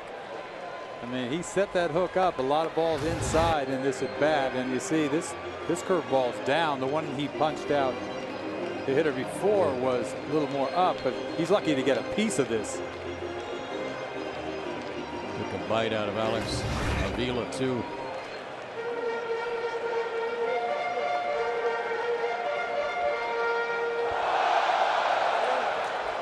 Two and 2. Count remains the same. J.J. Hardy hit 9 homers during the regular season. It's a down year for him. Trying to keep the inning alive here in the 4th. And he steps out. Well, they're having a lot of trouble on those signs. Verlander knows what he wants to do, and Avila and Verlander not jiving right now, and they're going to have to talk about it again. They're going through a big sequence. He's hitting a lot of pieces of his equipment before he even goes to finger signs. So if Verlander shakes him off, then they got to start over. You got center field. I think you give the guy at second base too much credit sometimes. Whether he's trying to get the signs or not, he is giving the appearance that he is. He is locked in on Alex Avila when he takes his lead and gets into a position. Verlander's real fidgety anyway. Hardy takes a ball low. That didn't miss by much. Yeah, that's a good take here. There's a good at bat here by Hardy. Just getting a piece of the last breaking ball makes that a good at bat. Verlander's been in a lot of 3-ball counts today. This is the 5th. Flaherty's on deck.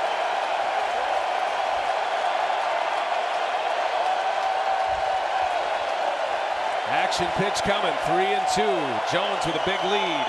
And Hardy, a little soft liner. That's going to get down. Base hit. Coming around to score is Adam Jones. And another 2-out RBI for the Orioles. J.J. Hardy makes it a 5-3 Tigers lead. That was a great at bat. Laying off the breaking ball before, getting a piece of the breaking ball before that, and a 3-2 breaking ball. It wasn't pretty looking, but to me, a little slider down and away. You go down and get that thing. That's a nice piece of hitting. RBI single makes this a 5-3 game. Just a great at bat, like you said, and the breaking ball that he fouled off. He may be my idol today for getting a piece of that. That's the one. That was the one that kept him alive. Here's Flaherty now. He takes a strike on a bender from Verlander. Baltimore has scored 15 runs already in this series through a game in 4 innings. 10 of those 15 have been with 2 outs. Big time clutch. And those are backbreakers for pitchers as well. And the Tigers cannot get that shutdown inning they were looking for from Verlander.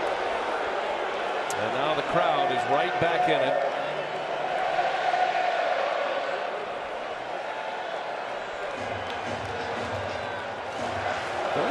problem this year on shutdown innings. Oh. He gave up a ton of runs after his teammates had scored for him. Flaherty rolls over one, just got a piece of it, and it'll go to 0-2. I know he showed that great mark when he's been given 5 runs or more to work with, but the fact is he gave up 17 leads during the course of the year.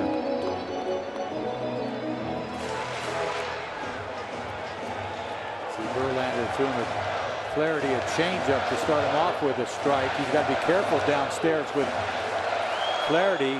That's his power down and in, but he had 7 home runs this year. He can surprise you. 0-2 pitch, and Flaherty fouls it away. Went up, or missed up probably, ended up middle of the strike zone, and Flaherty fouls it off. Count remains, no balls, 2 strikes. Well, they're making him work.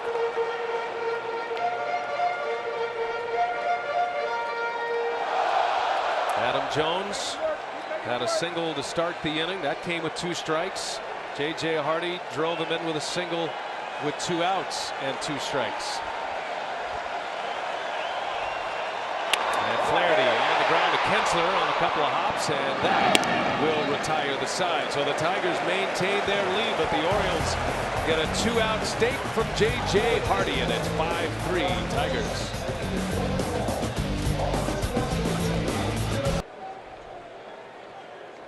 The Tigers, something to smile about today. A 5-run 4th. Orioles come right back, get a run of their own in the bottom of the 4th.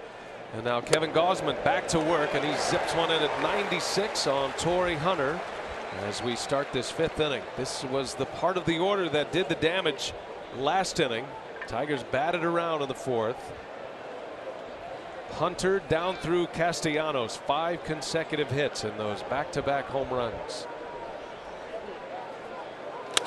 And there's a line shot to center field, a base hit. So Torrey Hunter is aboard again to start an inning. Moments ago, we had a chance to catch up with Orioles batting coach Jim Presley. Well, Jim, 2-out RBIs. That's a hitting coach's dream. Talk us through what you've seen here the last couple of days. Well, we swung the bats good yesterday. Today, it's going to be a battle trying to score runs off Verlander. But you could tell he was kind of apprehensive right there with JJ up because he didn't want to give up that run. And he made a pretty good pitch. JJ just went down there and got it. I don't know that 5 runs is going to be enough. Probably not. So good offensive ball clubs here, and we'll see how it turns out. But we're going to try to get him. Jim's got to like the fact that his ball club with 2 outs, 9 for 20 in the series already. Wow. Well, now the big bat of the Tigers is up. Miguel Cabrera, who hit a double off the center field wall his last time up. That swing is dialed in. I'm not sure he's ever not been dialed in. I think when he was dealing with the foot and the ankle injury early this year, it changed his swing a little bit. But he came back, had a huge month of September. He had to get off his back foot. He had to hit more off his front foot, which not too many people would even notice in terms of looking at his numbers. But because his ankle's gotten better, he can stay on his back leg a little bit longer. But his hands are so good and have always been good in his swing. So quick. A cut and a miss. Gausman attacks him with a fastball. He backed that one up. 97, the first one looked like he was right on it. He came right back in there again. This kid's got some hair, I'm telling you. They just couldn't get him in this game quick enough. Last inning they scored so quick. The bullpen got up, boom, boom, boom. It's like you knew that Showalter didn't want to let that game get out of hand. This guy was a 4th pick in the draft just 2 years ago out of Louisiana State. No balls, 2 strikes on Cabrera, and he misses down and away. I mean, that's 98. Yeah, wasted. Yes. A waste pitch. Doesn't really have a good slider. He's really fastball changeup this year as a starter. He's had to go to that slider. Well, it's been a week and a day since he last pitched in a game. And familiar with that routine as a starting pitcher. Orioles asking him to give him some innings out of the bullpen as Cabrera on the ground in the hole, diving stop. Flaherty to second, out there from the first, out there. Wow, what a double play. Whoa.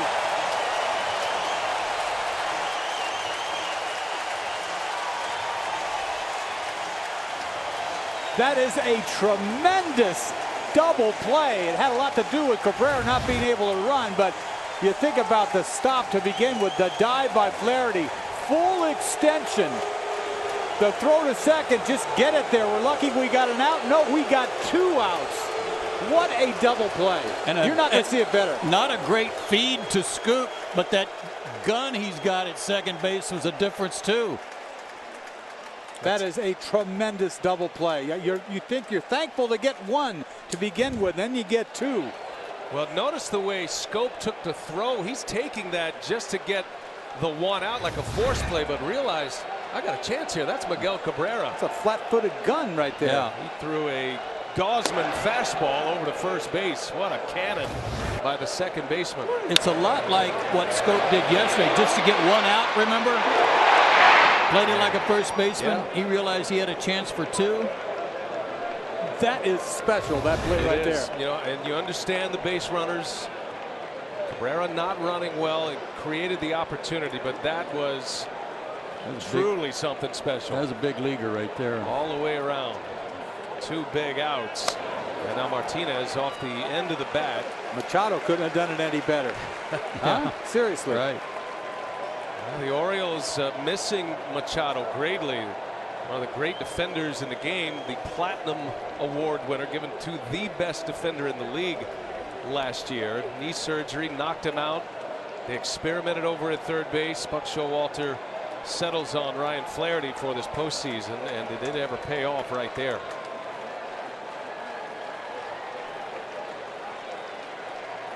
One ball, 1 strike. Victor Martinez.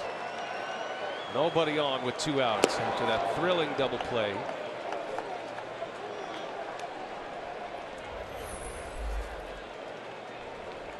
Martinez had an RBI single his last time up. That was the first Tigers run. You know he's hit both ways because he's dirty on both sides. Yes, he is. Oh, on the shoulders, you mean the pine tar? He is dirty both ways. Pine tar on the bat. And he is filthy both ways. Started this game as a right-handed batter against the lefty Chen. Turns around to the left side, has some more power, but the numbers stand up well both sides for Victor Martinez. Most of his at-bats coming as a left-handed hitter, just by the nature of the right-handed pitchers in the game. Oftentimes opposing managers will try to turn him around, think he's a better opportunity of an out from the right side. That has not been the case this year. Tell you, watch this, Eck. I mean, they're working him away, and Gausman's got the big fastball and it's got some life. It's running away from him, but check out that hole over there. Working him away, as good a hitter as Victor Martinez is. He's bound to be late. That's like 97 with movement away. How are you going to pull that? Yeah.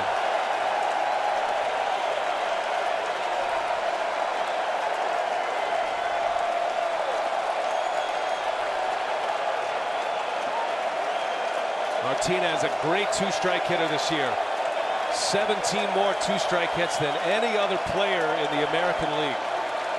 Hit over 330 with 2 strikes.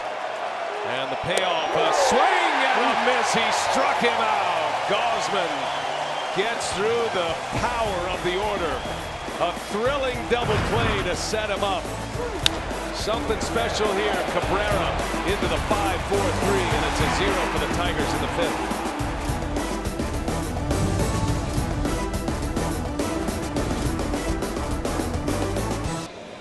Hey, we got a special Baltimore Orioles fan here at the game today, Mr. Mike Rowe. He was born and raised in the Baltimore area, and he's got a new show coming up next Wednesday, October 8th on CNN called Somebody's Gotta Do It. And we're all looking forward to it. Welcome, Mike. He's got his Cal Ripken #8 Orioles jersey on. Good choice. Nicely done. Good to have Mike with us here today. You can watch EJ, Ron Darling, and Cal Ripken Jr. the nightcap of this 4-game stretch of divisional baseball today. Verlander back to work. Orioles show you their greatness defensively. It's been a hallmark of this team all year, shutting down the Tigers in the 5th. And now we'll see if Verlander can get through the bottom of the order here as Caleb Joseph leads off.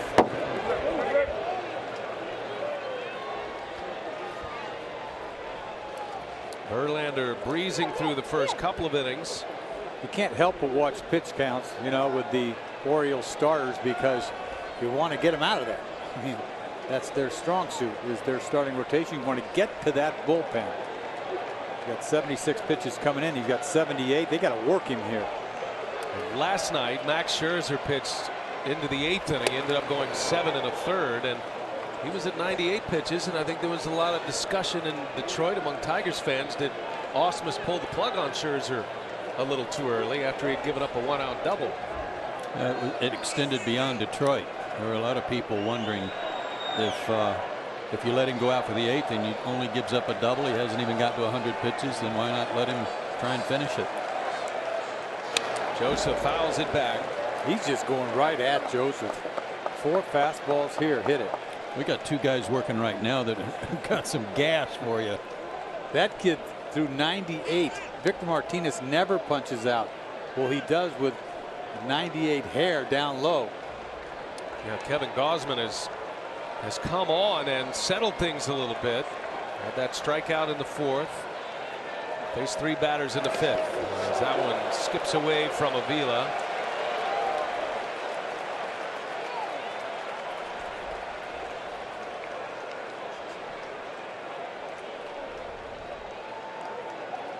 Is Mike Rose not the only star in the stands today? Interested observer. Kate Upton. I think she's going through her Alex Avila routine right there. That ball's hit hard left field. Deep is Martinez, and he actually comes in to make that catch. So the rookie Joseph lines out, gives us a chance to check in with Casey Stern in Atlanta. What do you have, Casey?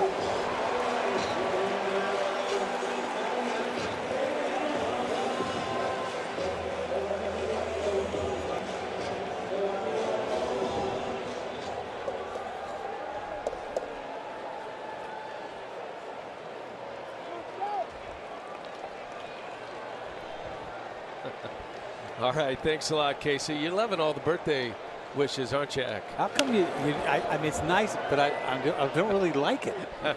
You know, if there's one, you just don't like it. Yeah. But I do. I appreciate it. I really do. Just when you'd forgotten about it. Right. I told you, this should have been an off day and everything would have been cool. One gone for Verlander with Scope at the plate. Top of the order due next, Markakis. Scope takes it low. Scope had a key at bat in that 2-run 3rd. Had a single on an 0-2 pitch with 2 outs, extended the inning, and then that allowed Markakis a chance to deliver his first career postseason home run. Orioles have scored in each of the last 2 innings. Scope takes that one down and away.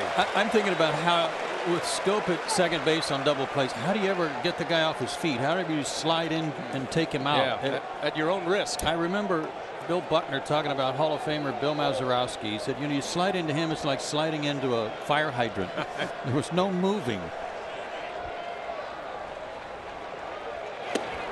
You know, another guy like that, since we're talking 80s, is Jim Gantner with the Milwaukee Brewers. He would stand right in there and deliver the pain as opposed to receive it. And Scope, who goes 6'3", 235. He's one of the bigger second basemen you'll see, and he draws a walk. And that's a rare bird indeed. So the 3-swinger Scope reaches with 1 out. And we got a chance to check in with Jamie here for an update on Rajai Davis. What do you have, Jamie?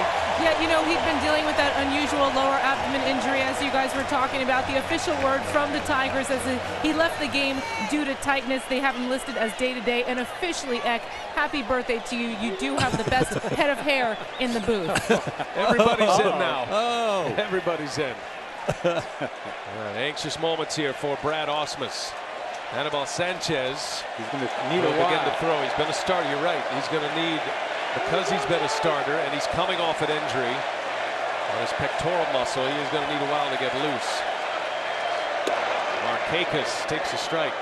By the way, that walk by Verlander, Joe, so that finishes the string. 83 consecutive batters faced without a walk. Last time he walked a batter was September 14th against the Indians, until he just walked Jonathan Scope. And that's a big walk to me. That's a major mistake, but you got to give him credit. I mean, he hasn't walked anybody forever.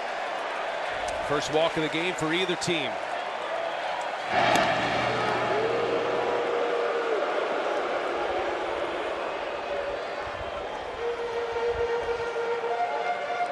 All fastballs to Markakis until the first pitch this inning.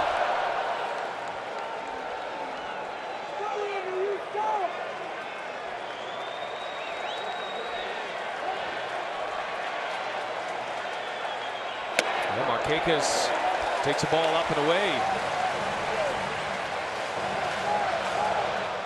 Nick Markakis is coming off a good bounce back year in 2014. He had his worst offensive year in 2013.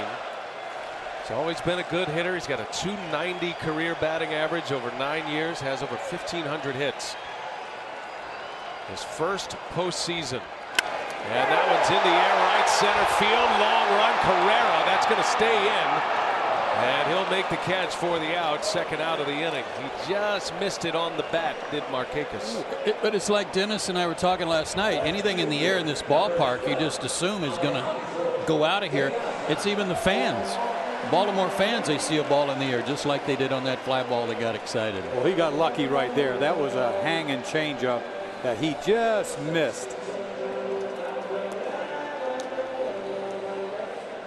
Now, we heard from Jim Presley, the hitting coach of the Orioles, and whether he is a super confident person or whether he really believes it, feeling like 5 runs was not going to win this game.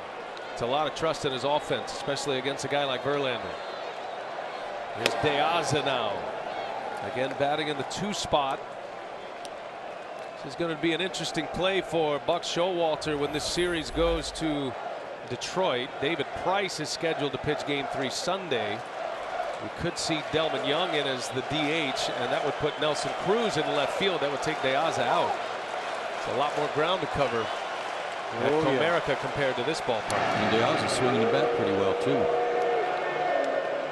He has come to life since he came to Baltimore. He really has.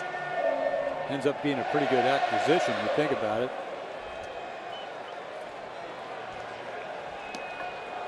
There's David Price preparing for his Sunday start. The third of the Cy Young Award pawns for the Tigers. As De Aza takes low, 1 ball, 1 strike. Orioles were 8-3 against Cy Young Award winners this year. So how about that? This is nothing new to them. That's a good note. Had one last night against the reigning Cy Young Award winner, Max Scherzer. 7 1/3, 5 earned runs for Scherzer last night. 2 outs. De Aza, and it's over the head of Kinsler. On his way to third goes Scope. That's another 2-out hit. De Aza keeps the inning alive. And the Orioles are pushing it again. First and third, 2 outs in the 5th. Yeah, they are pushing Verlander. De Aza gets on top of this fastball. Supposed to be away. Look at that ball, middle. Just out of the reach of Kinsler. I mean, he couldn't get any higher for this, but fastball, another mistake. We saw the changeup previous to Markakis he got away with. Luckily, there's 2 outs for him, and he'd be in serious trouble. He is still in serious trouble with Jones up there. Yeah, and be careful on the first pitch. This guy loves the first one. Right on the barrel. De Aza with his 3rd hit in this division series. He's been on 4 times. And it sets up Adam Jones. 93 pitches for Verlander. He's had 17 in this inning. In baseball, they call it ambush hitter. That means he's attacking on the first one. And that's his hallmark. Verlander doesn't give him a chance. And it's not just fastballs, is it either, Joe? He'll swing at anything if it's in the zone. Aggressive early, but I think every one of these guys are. And again, bears repeating, Jim Presley said, we don't just swing early. We hit the ball hard.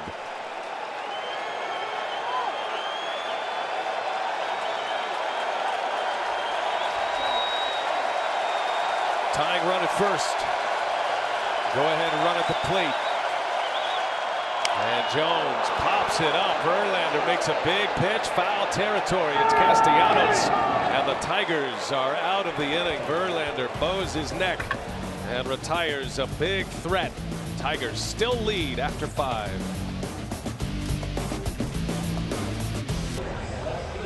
Let's take a look at today's Goodyear Superior performance. And the man who will lead off this 6th inning, J.D. Martinez, the first player in Detroit Tigers history with home runs in his first 2 postseason games. And that is a significant history. The Tigers go back to the origination of the American League. 23 homers in the big leagues this year. Hit 10 home runs in AAA to start the year, J.D. Martinez.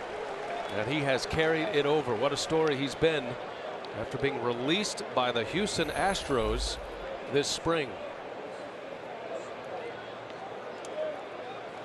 3-run opposite field home run for J.D. Martinez in the 4th.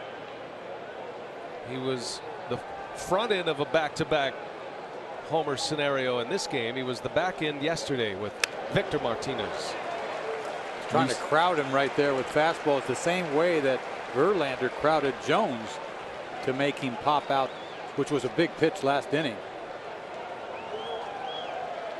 Left it out over a little bit. He's got some hump on it. Gausman came in. He struck out Kinsler to end the 4th. That was the 5-run inning. Wei-Yin Chen was out. Faced 3 batters in the 5th. And a 2-strike pitch is upstairs. If you get to the big leagues and play in Detroit and Houston rather, you can get into bad habits trying to reach those Crawford boxes in left field and try to just turn on everything, pull everything. So one of the things I notice about him right now is how balanced he is and how he's keeping his hands inside the baseball like he's trying to hit the ball up the middle. A lot of his power comes to right field, and look at all of the moving parts in Houston. The bat, oh my goodness, the hips, Waggle. the foot. Yeah. I mean, when Dave Clark, who knew him, Dave Clark was a coach with the Astros. He was with Martinez. When he laughed, when you said, "What's the difference?" He goes, "Everything." Yeah. From the bottom up. Now look at him. And a swing and a miss back to the heat. That is Major League cheese. That's what that is. This kid, he's come out throwing nothing but fastballs. He threw him 1 breaking ball, but this is ridiculous. I mean, this ball beats him. Got some plate by him on. So Gausman has come in. He has thrown 23 pitches, 20 fastballs. Hello. What'd you call him? Gas Masterson. Yeah. I mean, you can't do that all day. Wow. You know, if you're a starting pitcher, I mean, you just can't. But if you know you're only going to go 3 or 2 or 1, just let it fly. Looks like his only concern is after he follows through, he's got to grab his glasses to keep him from falling off. Castellanos, who homered his last time up. Another opposite field home run. See why they love this kid. There's 2 pitches, fastball, changeup. He has 2 varieties of changeup. Does one a little harder than the other. Actually has an old-fashioned forkball for his other change of pace.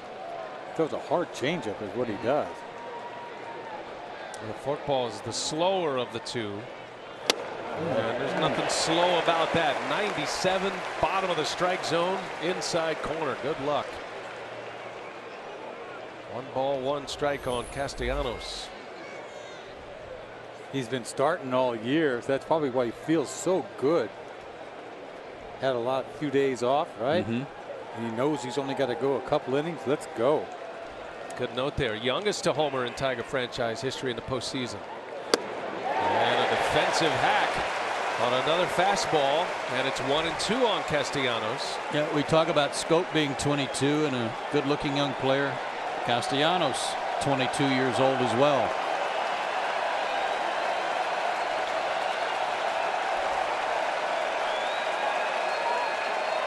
Try not to get too fired up right here, but you're throwing the ball like he is. Just let it go. A ball and 2 strikes. One gone in the 6th, and a ground ball in the hole. That's cut off by Flaherty. 2 outs. And let's send it down to Jamie Maggio. What do you have, Jamie? You know, thanks, Brian. I just want to mention the Orioles won in more ways than one last night. Not only did they auction off front row seats to raise money for 8 children's charities, they also invited 1,400 underprivileged kids to come out for games 1 and 2 of the ALDS. They're sitting out there, the Utah Street bleachers in right center field. The banner there reads "Not Whole Gang." That's a reference to a term used in Baltimore in 1930 for the policy of allowing kids to come to games for free. Pretty awesome to have these kids out here again today. Yeah, knock the knot hole out of the fence. You could put your face right up to it. You could see the game. They used to dig holes, and it's a great history of the knothole gang here in Baltimore. And they come in and see a ball game, and they've carried it on to the postseason. That's a great gesture. Good report. One of those knothole gang kids caught Nelson Cruz's home run yesterday, as a matter of fact.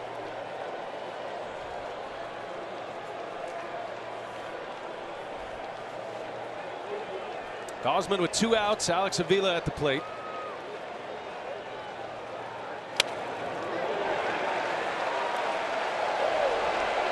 Keeping an eye on that Tigers bullpen. Anibal Sanchez continues his warm-up process, which may or may not mean anything. If it takes him a while to get ready, he may want to just keep throwing in case something goes haywire here in the bottom of the 6th inning. Just keep throwing. Keep throwing. Keep throwing. Don't stop. Right. Nelson Cruz will lead off the bottom of the 6th for the O's. The sellout crowd, over 48,000. They're hungry for a K. Gausman has 3. And Avila lays off the changeup. We talked about this a little bit between innings regarding Verlander and how it's likely that he wouldn't start a game the rest of the series, even if it went 5 games, theoretically. So you might be willing to go a little longer with him because of that and because of the problems the bullpen's had. I think those are going to be the toughest decisions Brad Ausmus is going to have to make in this series. When to take the ball from the starter. 1-2 pitch, and down he goes. Change of pace. And his 4th strikeout. Kevin Gausman, welcome to the postseason. It's one of the coolest spots on the big league circuit, the Inner Harbor here in Baltimore, and you can walk from there to here, Camden Yards, downtown Baltimore. Back in the postseason, 2nd time in the last 3 years. Got a good game going here today. 5-3 is our score. We head to the bottom of the 6th inning. Justin Verlander breezing through the first 8 batters he faced, retired all 8. He's run into some trouble since. 2-run homer by Markakis, 2-out RBI single by Hardy. Verlander just stranded 2 in the 5th. We'll see how he goes here in the 6th inning. Part of the order coming up for the Orioles, starting with Nelson Cruz, who takes strike 1.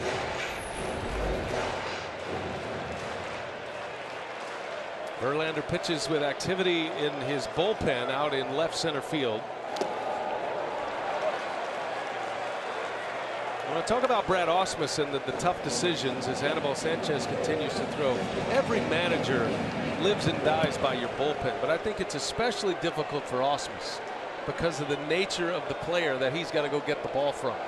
The Cy Young Award winners, the pitchers with pedigree who have been in big games and have pitched great games and have a whole mantle full of trophies. You know, he doesn't get enough credit. Everybody thinks, you know, Detroit's going to be in this thing, get in the playoffs. Meanwhile, you're only as good as your bullpen. I mean, bullpens make for bad managers. They really do. And he's overcome a bad bullpen, obviously, because he's got some great starting pitching. Short tenures for managers with bad bullpens too.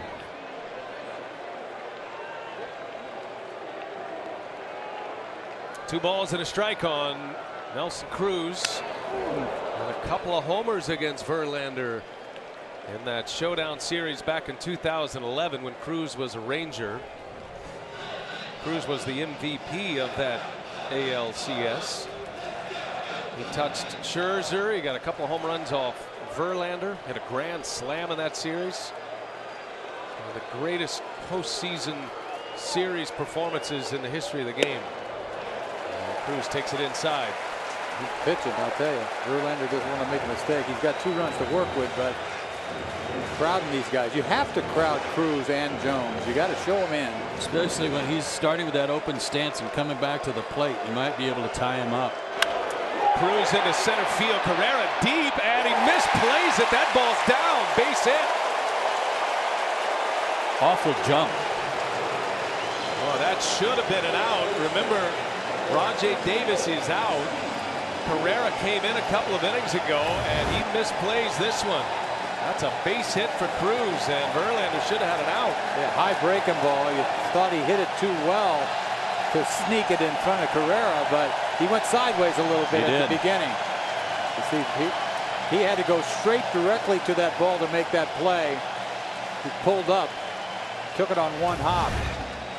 Well, Brad Ausmus is out to the mound. Verlander trying to talk his way in, and Ausmus is going to take the ball. That's for the it. second consecutive game.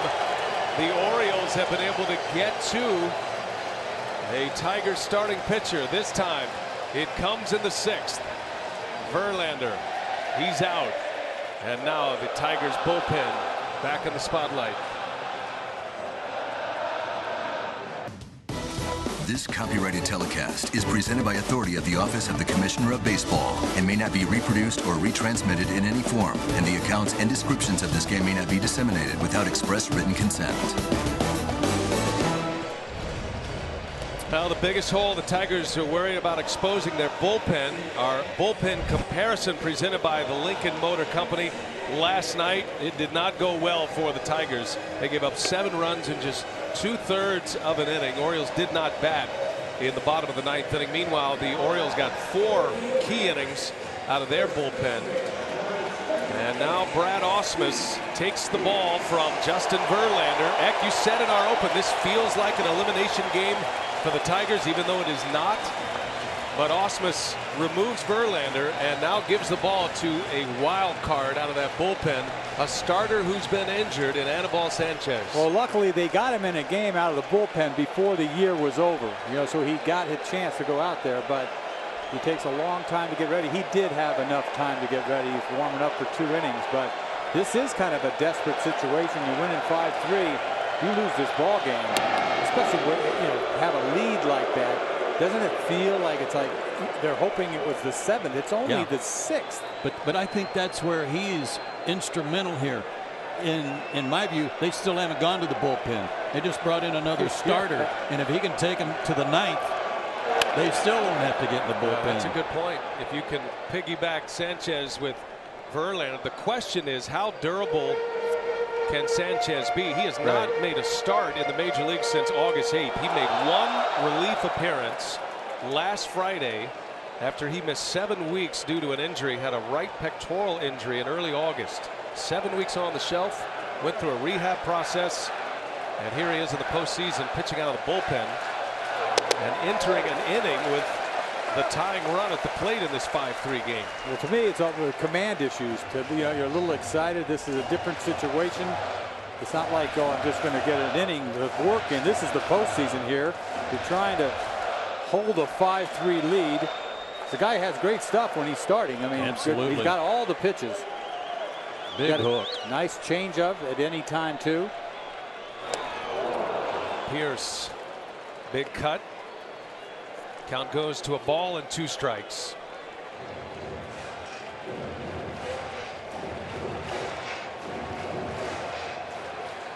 Well, that last pitch had some movement on it. Ausmus with his bench coach Gene Lamont. Next to him, the pitching coach Jeff Jones.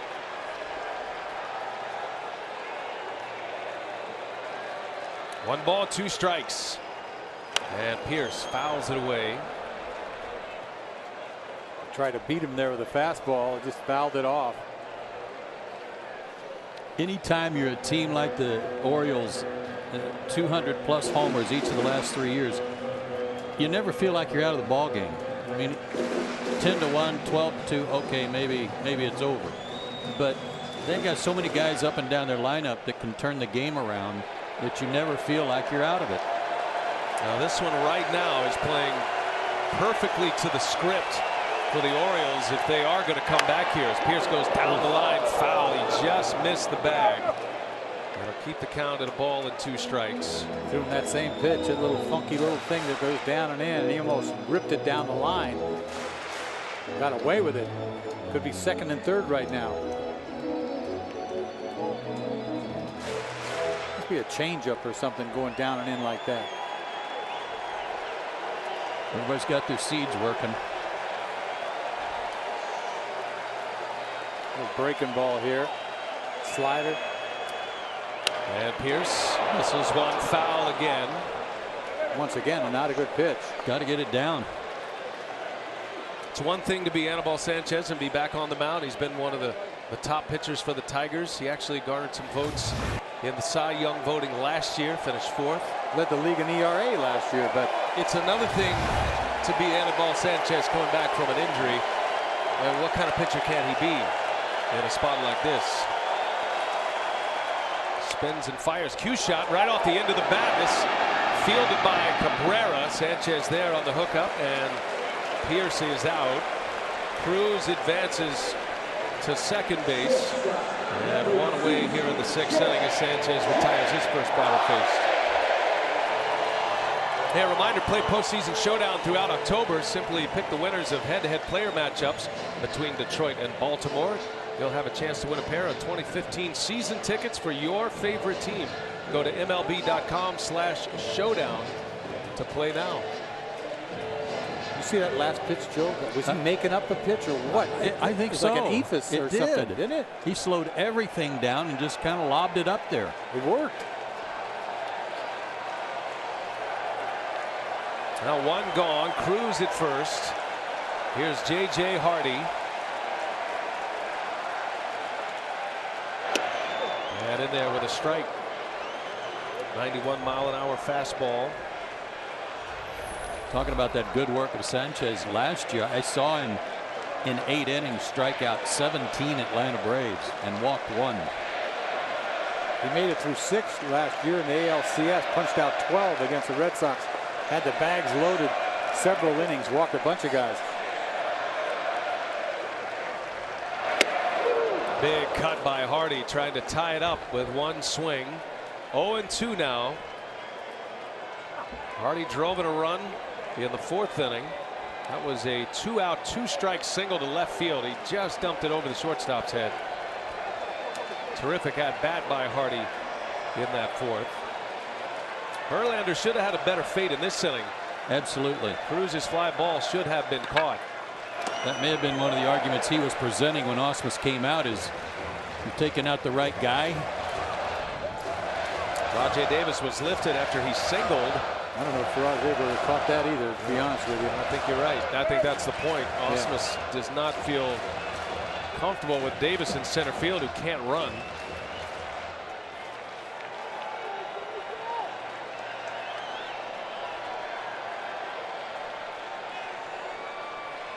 Orioles down 2. Hardy in a 1-2 count. Sanchez deals, and he misses up and away. His best fastball so far at 93 miles an hour. We're talking about the pregame prep it takes, the warm-up it takes for Sanchez during the regular season as a starter. He says it takes him 2 hours to get ready for a start. Is he getting the tub for a half an hour? Gotta be. He's had to completely change that to pitch out of the bullpen as Hardy pops it up. And Cabrera will give it a look. Going to be close. Cabrera's there. He's got it for the out. And Hardy on a foul pop. The 2nd out of the inning. Big out right there. The ball could have gone to the stands. Those burn you up, don't they? Those foul pops. Sure do talk to it. I know that. Trying to help it get out of play. Well, there's not a whole lot of foul territory here. I guess there is down the line. Most stadiums don't even have any when you get down the left field line. You just run out of room. Ryan Flaherty with 2 outs. Flaherty has a couple of ground outs to second base in this game. And a little half swing. He started him with an off speed, and a strike on Flaherty, unable to check it.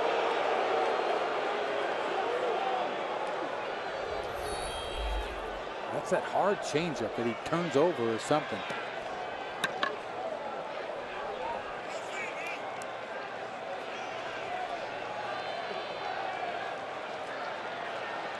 It's hard to guess with this guy because he's got several pitches.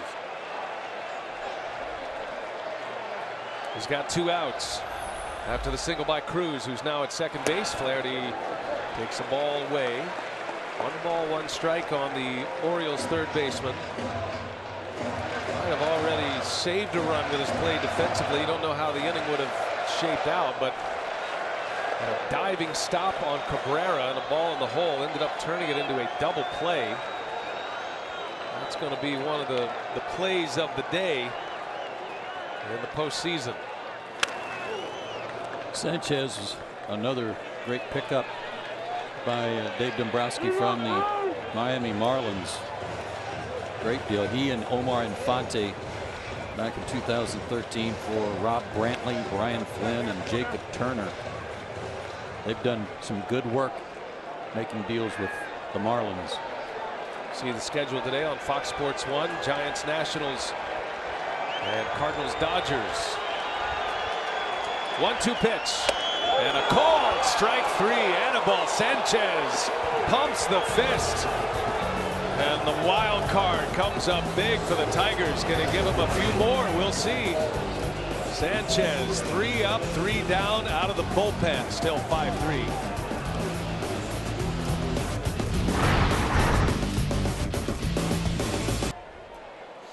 Aerial coverage provided by Goodyear with superior performing tires that knock it out of the park. Goodyear, more driven. Producer Jeff Randolph, director Matt Lipp. Great to have you with us today. Brian Anderson with Hall of Famer Dennis Eckersley and Joe Simpson. Jamie Maggio, our reporter. And it looked like a lopsided game last night. It wasn't. Very tight game until the 8th inning. The Orioles scored 8 in the 8th. The Tigers scored 5 in the 4th here today. Baltimore got one of them back, and it's 5-3 as we begin the 7th inning with Kevin Gausman emerging as a big story here today for the O's. Just powering up the Detroit Tigers. He has given them 7 big outs already. He's faced the minimum. He did give up a hit in the 5th inning, but got a double play immediately thereafter. One of the great plays of the postseason so far. Andrew Romine starts it for Detroit. And a swing and a miss, and now we're starting to see a few more change-ups from Gausman. You see that thing just disappear. Now we're talking about a guy that throws 97, 98. That thing stops, goes down at 85. And you're trying to start your swing a little bit early to try to catch up to it. It's ridiculous. Multiple signs even with nobody on base. Ball and 2 strikes on Romine. And he fouls it back. He fouls away a 98-mile-an-hour fastball. Looked like Joseph wanted that one up a Higher. little bit.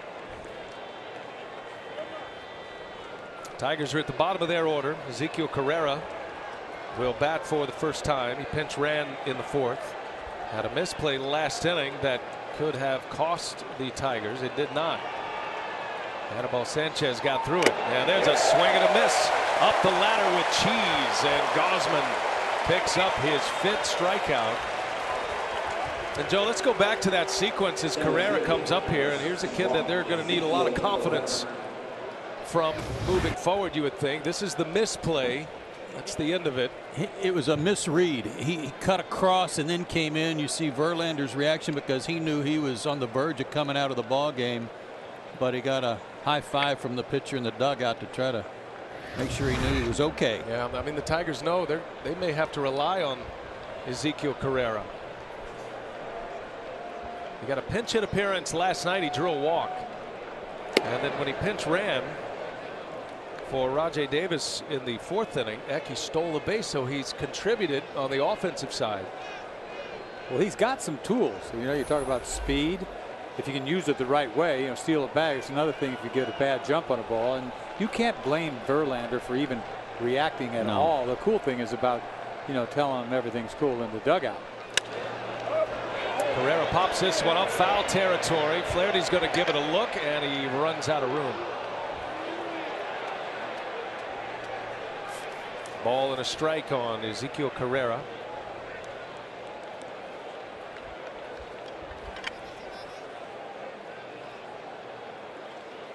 Center field job is a big one for the Tigers, especially as this series goes to Comerica with a massive center field. Right. They traded away a great defender, superior defender in Austin Jackson, in order to get David Price, part of that 3-team trade with the Mariners, the Tigers, and the Tampa Bay Rays. They also gave up left-handed pitcher Drew Smyly. And as good as those two players were, you make that deal every day to get David Price. Absolutely. With all due respect to those other two gentlemen, because you're making a move that you're hoping puts you in the World Series and gives you a World Championship. What did you think at the time? I said slam dunk. Heck yeah. And Dave Dombrowski's team had to go right to the end. They didn't clinch till the final day of the regular season. Won the Central Division for the 4th consecutive year, but won it by just 1 game. And they're down a game in this best of 5. Gausman has Cabrera 1-2. Since the trade that brought Price to Detroit, sending Austin Jackson to Seattle, Don Kelly has played center field. The problem with Don Kelly, he's probably the most reliable guy, but he also plays third base when they have leads late. He comes in for Castellanos. So it's been basically Rajai Davis and Ezekiel Cabrera. And there's a lot of depth problems with this club. They just don't have enough on the bench.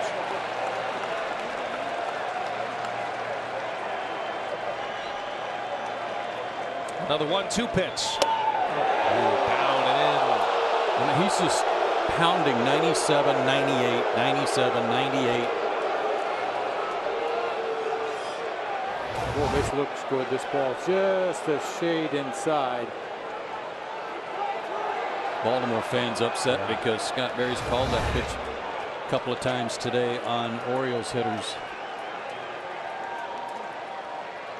Now Verlander got that call on Cruz earlier. There's a little slap liner caught by Hardy. J.J. Hardy runs it down. And the second out for Gausman. He got a good jump there to make that play. Well, it's Chevy Truck Month, time when truck guys can depend on great offers on the 2014 North American Truck of the Year, Chevy Silverado. J.J. Hardy, not a guy you would consider with great range, but Joe, he seems like he's always in the right position to make plays. Good crossover step, good jump.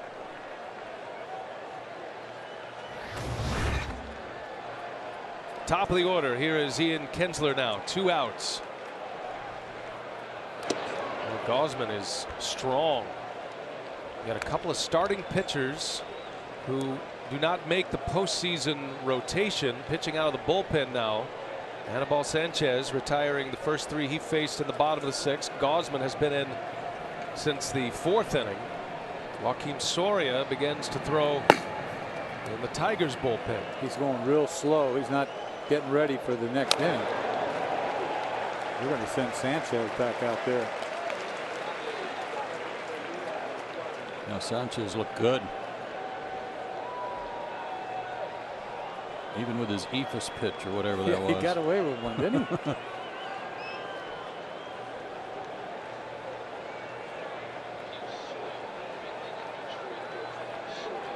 1 ball, 1 strike on Kinsler, who is 0 for 3 today, and a ground ball. The shift is on. Hardy's right there. And Kevin Gausman with 10 big outs for the Orioles. He's faced the minimum.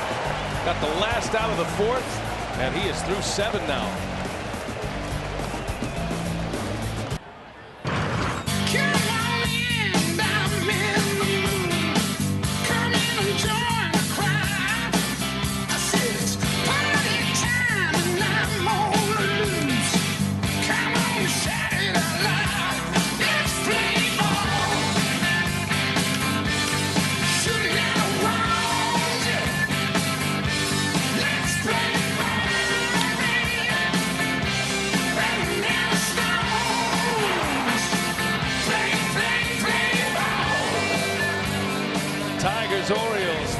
baseball in the postseason. Game 2 of this best-of-5 American League Division Series. Today's game summary is brought to you by Geico. It is 5-3, a 5-run Tigers 4th inning. Brian Anderson with Dennis Eckersley and Joe Simpson. And I think the story right now, even though the Tigers have the lead, they have 9 outs in them from their bullpen. Anibal Sanchez is back out for his 2nd inning. Well, I'll tell you what, they kept the pressure on him in Baltimore. If you think about it, you couldn't get into the bullpen quick enough. They scored so fast in that inning because Gausman has kept the pressure on them and dominantly went about it. But that's the game. They go to Sanchez, and can he do the job? He's got an inning in him. How far are they going to go with him? And as far as losing your starting pitcher, getting knocked out early, the best you can hope for in your long reliever is just hold the other team and give your team a chance to catch up. Gausman's certainly done that. He's been outstanding and fun to watch. Well, X said in our open, this feels like an elimination game for the Tigers. They are going back home for Sunday's game 3, but to fall down 0-2, only 5 teams in the divisional era have come back from an 0-2 hole. So this is big. They have the lead. They've got Anibal Sanchez on the mound. This crowd of over 48,000 is raucous. And here we go to the bottom of the 7th inning. These crowds have been great here in Baltimore the first 2 games. They are glad to have postseason baseball back in Baltimore. Caleb Joseph will lead off. The Orioles' young catcher. He's 0 for 2. Hit one sharply his last time up. He lined out to left. Verlander struck him out looking in the 3rd inning. Verlander gave up a single that we showed you, and that ball that bounced in front of Cabrera last inning. He was taken out. Anibal Sanchez came in. Ground ball, foul pop, strikeout. Battle of the managers, right? Those tough decisions. Making the call on when to go to your next reliever. How much slack do you give your current pitcher? This Orioles bullpen is making Buck Showalter look like a genius. Everybody puts out there dominates from the pen. They lost their starter in the 4th inning. But believe me, the bullpen was going when he was got 1st and 3rd, but 2 pitches later, 2 bombs. Yeah. Yep. Yeah, it was a 10-pitch stretch where the Tigers scored 5 runs. That's all it took. 10 pitches from Wei-Yin Chen, 5 hits, 5 runs on the board. I understand that Gausman and Sanchez came out of that gate out there, but they're starting pitchers. Yeah. And as good as Baltimore's bullpen is, he hasn't needed it today. He just needed one of his starters. And as I said before, Brad Ausmus is going to have to ride Sanchez, wants to ride him as far as he can go, despite the fact that he's only thrown 1 inning of baseball coming into today since the middle of August. Eck, you've done both. Do you feel like as a starter you're in the flow of the game now? Does it feel like your days as a starter when you've gotten through the 1st inning? Well, I'll tell you, I haven't done it like this. I mean, I've shifted over, but not right in the middle of it. And Joseph down on strikes. Anibal Sanchez with back-to-back Ks. 4 in a row for Sanchez. Glad you're with us from Baltimore. This 2014 American League Division Series coverage on TBS is presented by T-Mobile. Almost 3 o'clock on the East Coast. And we are at Camden Yards. A little throwback from the schedule makers today. If you love baseball history like we do, then day baseball in the postseason, that takes you back a few years. Got an old school kind of matchup as well with the Tigers and the O's. Think there's anybody here with a transistor radio? I was thinking that it works just like that on your smartphone too, right? All the kids at school, they can watch these days. Jonathan Scope with 1 out. It's been 30 years since the Tigers last won the World Series. 84. As Scope goes in the air to Cabrera, or rather the shortstop Romine will make the catch. 2 up and 2 down here. It's been 31 years since the O's won the World Series, 83. And wherever you can find a spot to watch, whether it be the hotels or the warehouses. Hey, you guys are on. Wave at us. Orioles make their offices over there, their operations. Tigers fans are well represented, blending in with all of the orange, but they're here and they're ready to get this series to Detroit. You know they'll be rocking in the Motor City on Sunday. That is a great baseball town, and they've seen a lot of winning. 4 consecutive division titles. They are hoping this is their year, that they can finally break through and win a World Series. They're biting their nails over this one, I assure you. Late in the game, they've seen this pitcher before, but they haven't seen it with Sanchez. I tell you what, he's funky. He's got that delivery of his. He turns his body about 3/4 of the way around, and you don't know what you're going to get. Top of the order, Markakis. And a little lazy pop foul.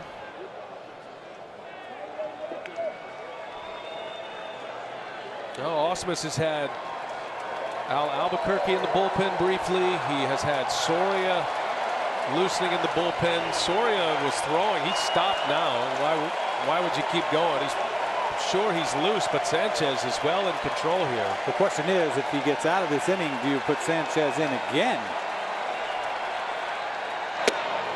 That was pitch number 28. I would guess it just depends on how he feels when he walks off, if he doesn't have to labor too much to get this third out. And for Sanchez and his reputation, he's going to say, I'm fine. Oh, yeah. 2 balls, 2 strikes. This is away. Markakis works it full. Markakis has seen a lot of pitches. He has been in 3 3-ball counts in this game in his 4 at-bats.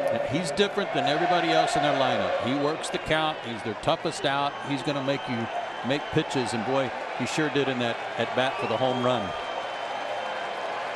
You expect him here to throw a fastball, but maybe not.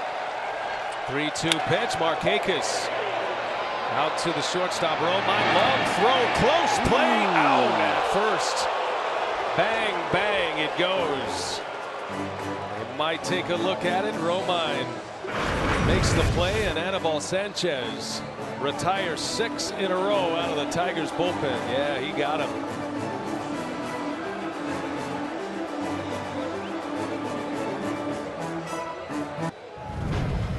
Now check out our upcoming TBS schedule presented by DirecTV. Later tonight, 9 Eastern, Game 2, Royals-Angels from Anaheim. And then on Sunday, a couple of Game 3s. We got the Orioles and the Tigers at 3:30 Eastern. And then Angels-Royals at 7:30 Eastern from Kansas City in Kauffman Stadium. Great win last night by the Royals.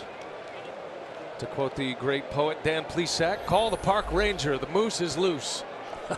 Mike Moustakas with a game-winning home run in back-to-back extra inning wins for the Royals. And wait till you see Kauffman Stadium on Sunday. That place is going to be rocking once again. Torrey Hunter leads the way. Gausman is back at it. He has retired the side in order beginning in the 4th inning. Even though he gave up a hit in the 5th, he immediately got a double play. So he's given him 10 outs. 3 1/3 thus far. Just 1 hit. He has 5 strikeouts.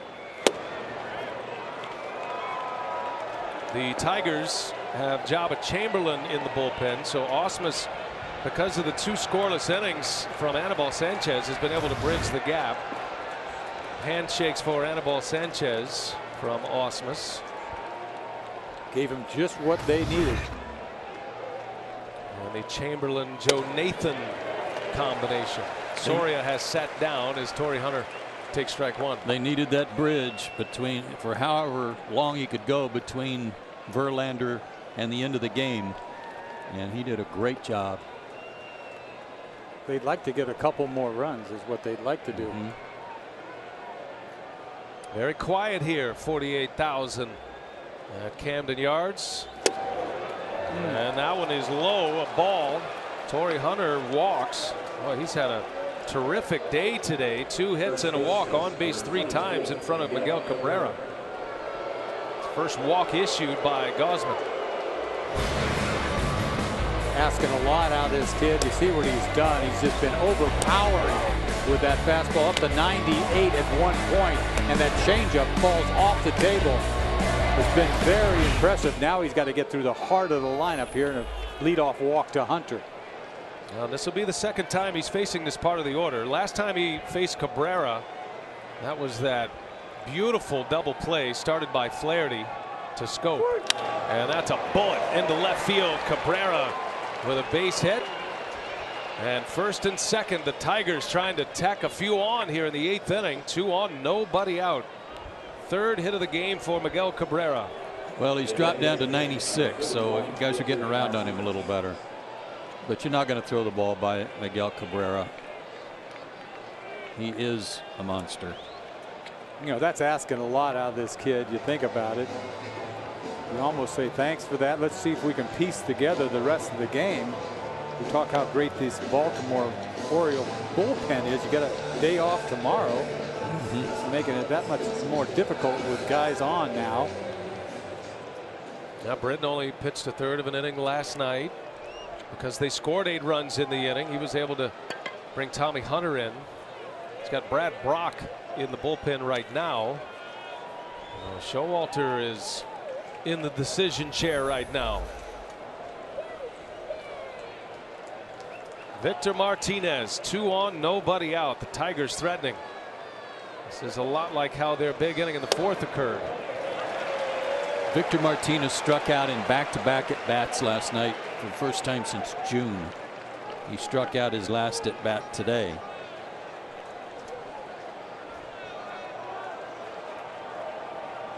Well, he's got some good pine tar working. Isn't he? Final year of his contract. Signed a deal with the Tigers, a 4-year deal coming from Boston. Started with the Indians. Oh, a nice pick by Joseph. Keeps the runners at first and second. Orioles are begging for a ground ball here to turn 2.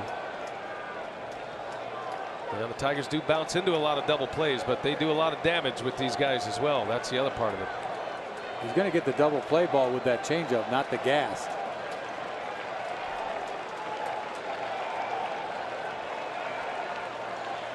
Gausman pitching in his 5th inning. And timeout asked for and granted by the catcher Joseph. So wanting to go through the signs here. And keep in mind too that this type of relief action happens in the American League. This doesn't happen in the National League, especially when you're behind. You're going to get pinch hit for. 1 ball, 1 strike. Martinez fouls it back. 1 and 2 the count now on Victor. Victor got a pitch to hit right there. Middle. He's late. Had some hair on it though.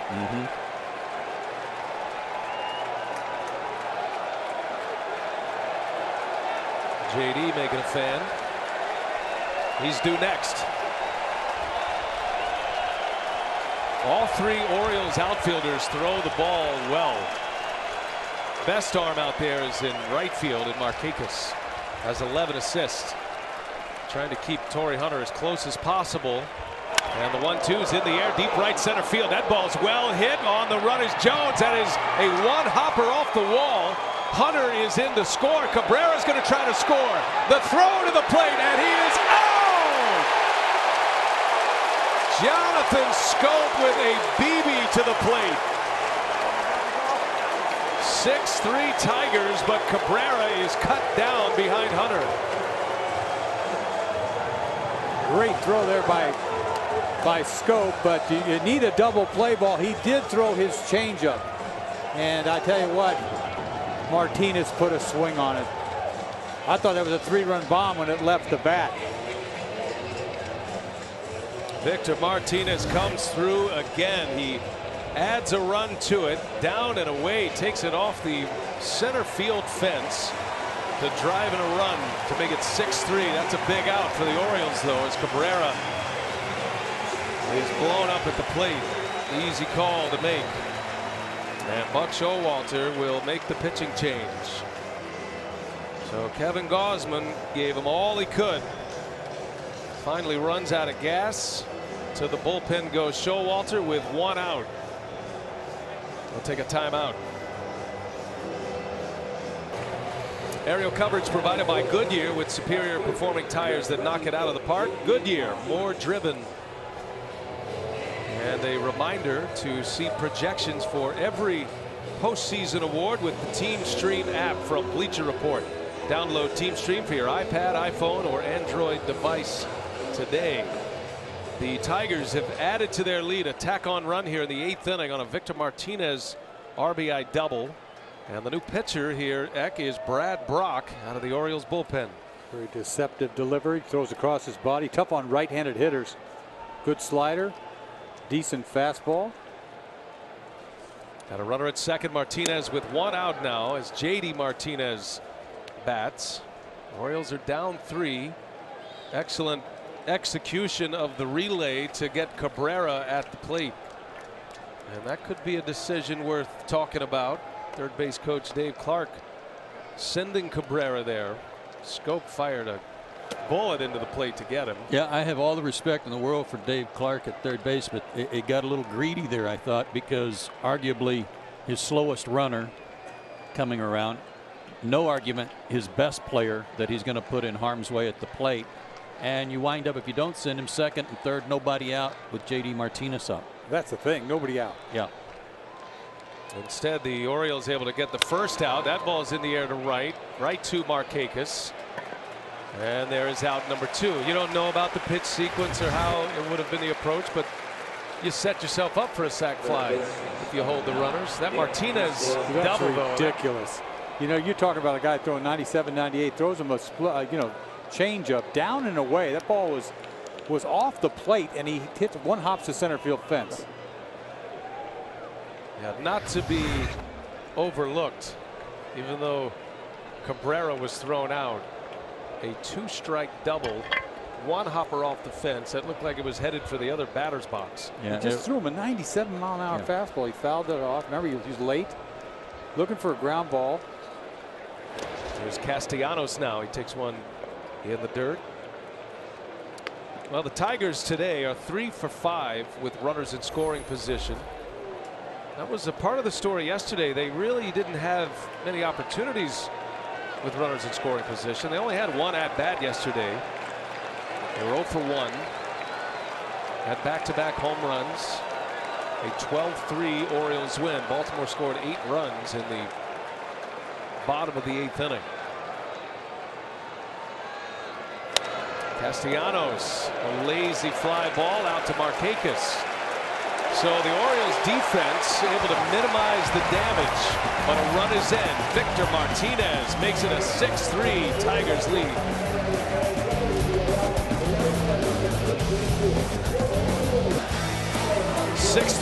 Tigers have the lead this ALDS series presented by T-Mobile. Markakis, they had a home run review, a 2-run shot to give the Orioles the lead. The Tigers score 5 runs on 6 hits in the 4th inning. Added 1 in the 8th on a Victor Martinez RBI single. And here we go to the bottom of the 8th inning. And the Tigers bringing on Jabba Chamberlain. It was interesting, between innings they announced him over the PA system. Orioles fans gave him a standing ovation when his name was announced. Jabba Chamberlain is in for the 2nd consecutive day. I've always said these Oriole fans are very knowledgeable. They know the plight of the Detroit bullpen, so they're just excited about it. That was quite a shock. Orioles are down 3. Tigers trying to get to the finish line here. 6 outs to get. This has been the formula for Brad Ausmus. Don Kelly comes in defensively for Castellanos to play third base. Remember, you've got the rookie Cabrera in center field. Rajai Davis left with an injury earlier, just an aggravation of an existing injury. He got his feet wet last night, Chamberlain, so that pressure should be off a little bit. You got a 3-run lead. Your job is to throw strikes. When he gets in trouble, he does have a hard time with the strike zone. He loves that slider. Key part of the order for the Orioles here in the 8th. Deaza, the number 2 hitter in Showalter's lineup. You got Adam Jones next, and then Nelson Cruz. 2 pitches ago, he made a good pitch with the slider for a called strike. Does that help a guy think or feel like, all right, I got a good feel for it, a good release today? Anytime you got a good breaking ball like that, you feel like you got something you could put somebody away with. That's always nice. 1-2 pitch. De Aza on the ground. Ian Kinsler will make the play, and there's a big out for Chamberlain and the Tigers. Retiring the first hitter. On the way in the 8th. Chamberlain had a very good first half. Struggled a bit in the second half. Second half ERA post All-Star break in the mid-5s, and his repertoire rarely uses the changeup. He's basically a 2-pitch pitcher. Yeah, before, you don't remember, he threw a lot more fastballs. He doesn't like his gas. I mean, you see, he's a breaking ball pitcher. And who knew he could grow a beard like that from his Yankees days? No facial hair in the Yankees. Said he couldn't grow a beard in college, couldn't grow a beard with the Yankees, so he's letting it all go now. He's taking it to another level, yes, isn't he? He is. One gone. Adam Jones, who is 1 out of 3, singled and scored in the 4th inning, and Chamberlain in there with a strike. There we go. Duck Dynasty. Let's go. Yes. Auditions.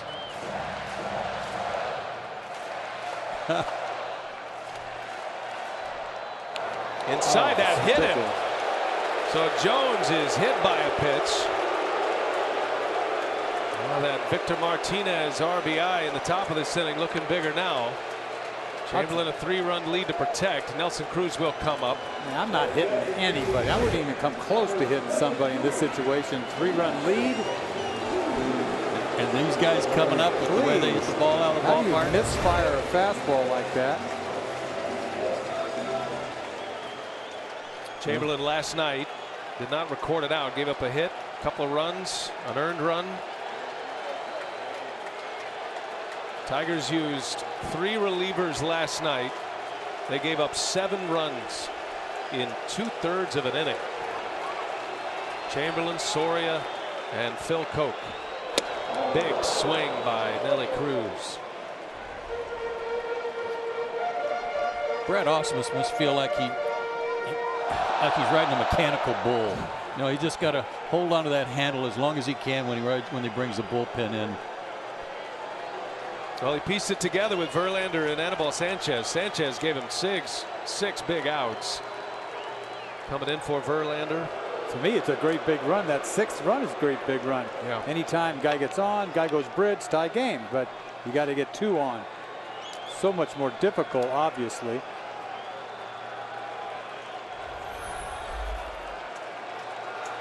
Five for 10 career. 2 of those 5 hits home runs off Chamberlain.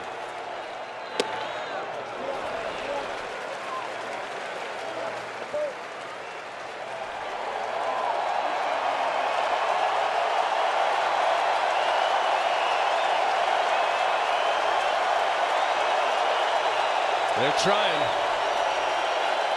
48,000 strong.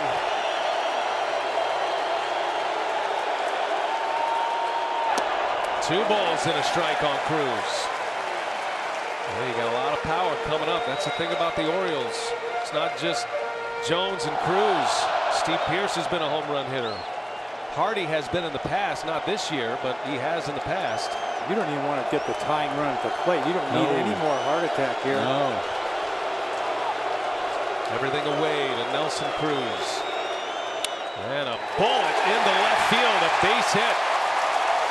First and second for the O's. The tying run will bat in this 8th inning. Boy, Cruz is all over that slider. Everybody and their brother knows that that's all he's throwing is sliders. And you drill somebody with a fastball, the batter before. Slider, swinging bat. That was a good one. That was his best one. Not so good there. 2 balls. Looking for it again. 2-1. Yanks that ball to the hole. Draped over the plate to get it. He draped over the plate is right. Nelson Cruz with his 2nd hit in as many at-bats. He's 2 for 4 today. Had 2 hits yesterday, including a 2-run homer, and he drove in 3. And Brad Ausmus calls down to the bullpen to get Soria up and throwing again. This Pearce, he likes to hook everything. He goes down there and hook that thing. Oh, wow. Hanging, breaking ball. He wasn't looking for that. No. He was looking away. So bad it was good, maybe, from Chamberlain.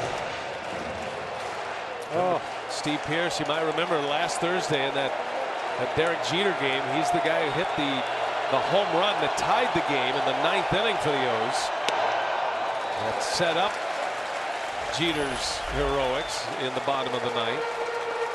Joe Nathan, they don't call on Nathan to give him 4 outs. He's a 1-inning closer. He's fluttering right now too. I guarantee you, I've been there just waiting. 2 on, 1 out. Pierce looks at one away.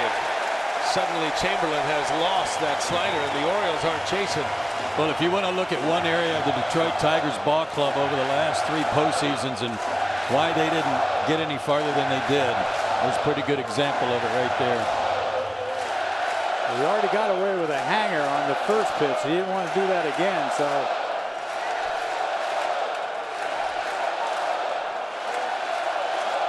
Hitters count. Steve Pierce. He committed. He was going to swing no matter what. And he chases one. 2-2 the count. Well, obviously the good slider is the slider for a ball.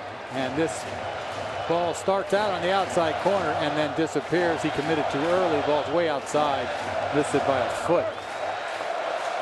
I would have put serious pressure on him. 3-1 pitch, but it's 2-2.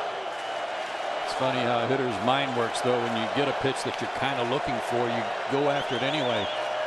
Pierce into right field, a base hit. Jones around third. He'll score. It's a 2-run game as Steve Pierce with an RBI single to the opposite field. Great adjustment by Pierce. Tried to pull that slider on the pitch before. Goes the other way with this one. Now this is a beautiful thing. After the last pitch looking bad on it, ball's off the plate a little bit, but that was when hitting was hitting. Just trying to get a knock. Forget the 3-run bomb. You just got to continue this inning. Flips it over Kinsler's glove. Beautiful piece of hitting. It's not a new problem for the Tigers. Last 5 games, they've allowed 18 earned runs. Another one is in. Pitching change. Soria's coming on.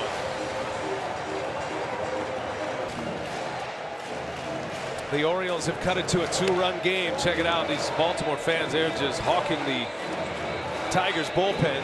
Tigers bullpen struggle. Very funny. They cheered Jabba Chamberlain when he came in, and they cheered him when he went out. Well, you can see Molina, Holiday, and the Cardinals battle Puig, Gonzalez, and the Dodgers. Don't forget about Kershaw and Wainwright. They'll get that series started tonight. Game 2 on MLB Network. NLDS tomorrow, 9:30 Eastern, 6:30 Pacific. Bob Costas on the call for that one with Harold Reynolds. Don't worry, Joaquin Soria in here. Sorry, Brian. You talk about the pressure on him. They peppered him early in the count last night, and I talked to one of the Orioles hitters who said his ball's not moving. His ball's very straight, and that's why they're aggressive early. And J.J. Hardy. This guy used to be the man with Kansas City. Had a second Tommy John surgery. Came over here from Texas. He got hurt, had an oblique, but since he's come back, he's just been very fair, like you said, not very crisp. Used to have a nasty slider, split finger, mediocre cheese. 2 on, 1 out. Tying run at first. Hardy looks at one away, and it goes to 2-0. Yesterday, J.J. Hardy, but a down year for the long ball for Hardy. He's been dealing with some back problems. No problem last night. 7th inning, leadoff home run. And it was a no-doubter. Gave the Orioles a little cushion in that game that they would need. Down and away. 3 balls, no strikes. The Tigers desperate for somebody to step up and do the job out of their bullpen and get some outs. Not one of their starters like Sanchez did for 2 innings. They need one of those guys in the 7th, 8th, or 9th to step up and get it done. They needed Sanchez to stay in this game for 1 more inning is what they needed today.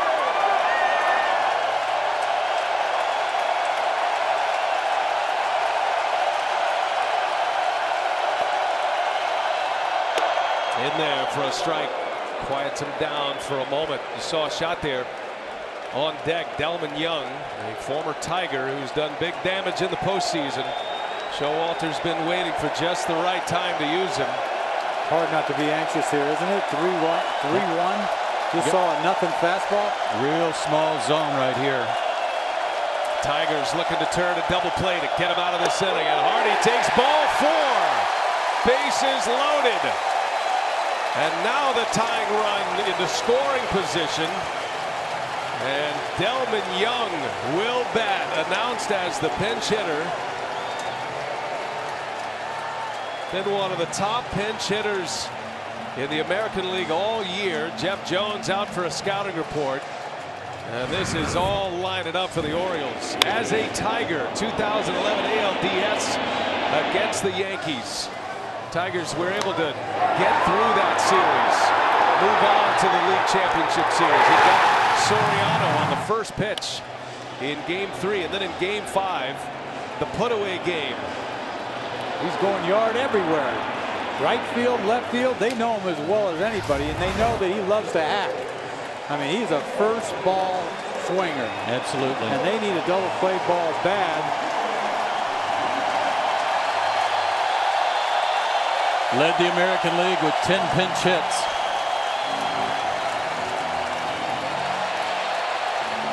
Postseason, Delman Young, 280 hitter, 8 homers, 15 runs batted in.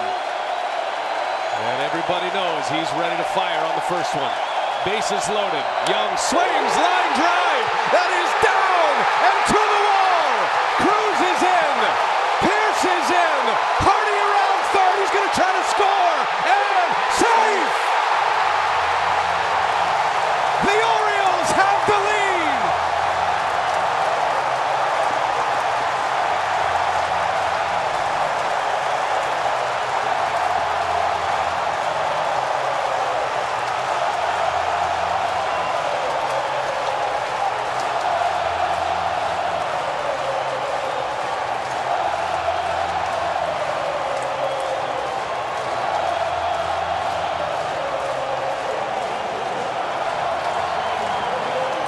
The legend of Delman Young in the postseason continues. First ball swinging, gets a slider he can handle. He yanks that ball down the line, and as soon as he hit it, you knew it was going to be out of the reach of J.D. Martinez in left field, and you're just wondering, can the third run score on it? Hardy scores all the way from first on this. Look at this slider, hangs it just enough down the left field line. You're hoping that Martinez can get to this ball in a hurry to try to stop Hardy to score from first base.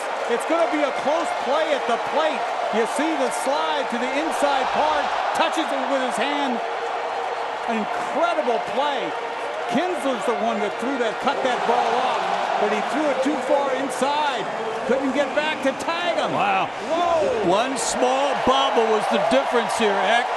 When that ball came off the wall, J.D. Martinez didn't play it cleanly. It took him 2 grabs to pick it up, and that was the difference at home plate. Oh, that was something. What a great slide by J.J. Hardy.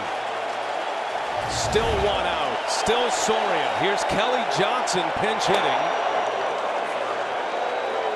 Buck Showalter going back to the bench. Delman Young, man, oh man. What an inning. 4 runs are in. 7-6. Orioles have the lead. And a lockdown closer in the bullpen getting ready as Johnson fouls one away. Well, there was so much good for Orioles fans about this one. Ripped it. Just ripped it. But now watch. Martinez, well, I'm not sure you're going to be able to see him from that angle. When he played it off the wall, it came off his glove onto the ground. He had to pick it up again. And that was the difference.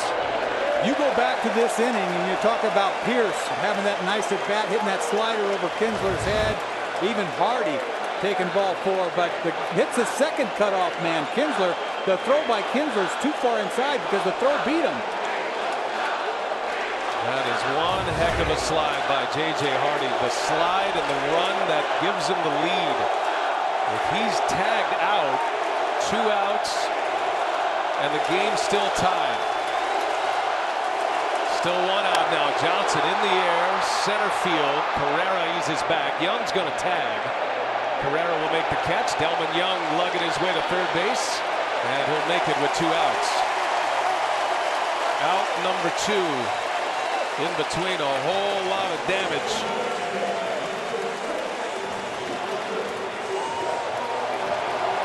First appearance for Kelly Johnson in this postseason.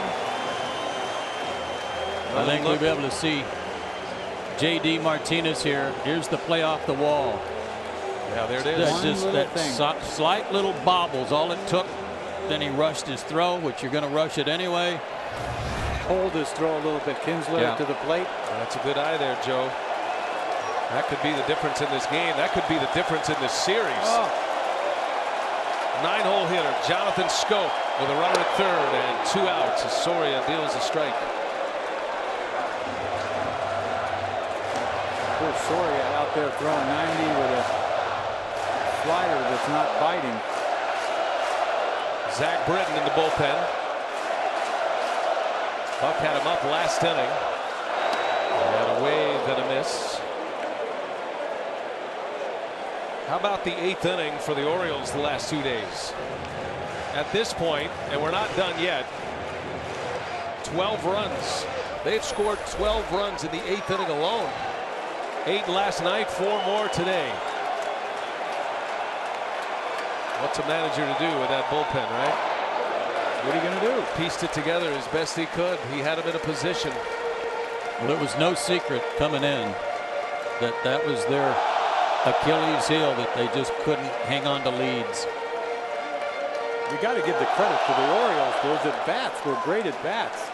Even the walk by Hardy to me. How about Pierce's base hit, though, after he looked so bad on the slider before? Yeah, with 2 strikes. Soria deals a 1-2. Scope pops this one up.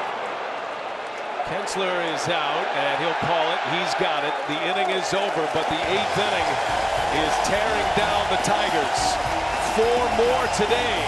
Delman Young pinch hits, clears them with a double. 4 runs in, and the Orioles have a 7-6 lead as we go to the 9th.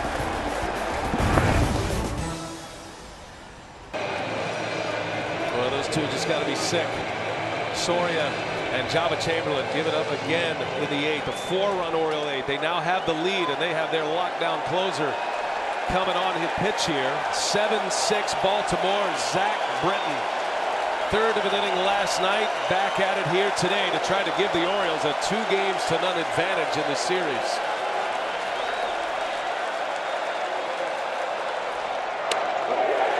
I'll tell you right now. You talk about Kelly Johnson over at third base. Defensive changes behind the plate. Hundley. But Britton on the mound. I've been there. This is one of the toughest, not only because it's a postseason, but one of the toughest games to save after all the adrenaline to score those runs. I mean, you are so pumped up.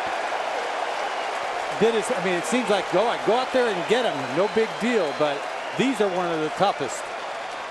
You mentioned the lack of bench earlier. Hernan Perez is pinch hitting here. 8 at-bats on the year. That's all he had in the big leagues. He was having a chat between innings with Victor Martinez, trying to get a scouting report. Britton deals an 0-2 and a bouncing ball to Pierce. Plays the easy hop, and the O's are 2 outs away from a 2-0 lead. A 5-run 4th inning for the Tigers. They added one in the 8th, and Miguel Cabrera out of his mind in that dugout. You can understand seeing leads get away. Soria just feeling all of that emotion.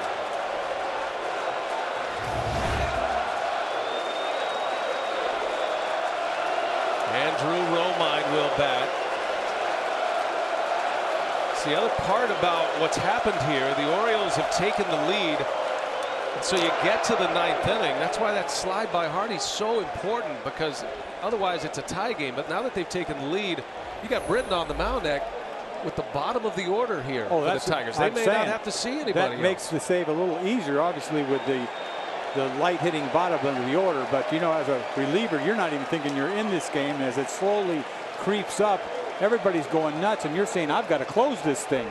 I mean, you're nervous enough as it is, but you just get the adrenaline is just flying. Well, Delman Young does it again, this time to his old team. 3-run double to give him the lead. You go back to Cabrera getting thrown out at the plate. Yeah, exactly. That was a huge run. Huge run. Didn't think it would be, but with this Tigers bullpen struggling as they are, it certainly was. As Romine shows bunt, pulls it back. That's ball one. Another difference on these two ball clubs just showed up too.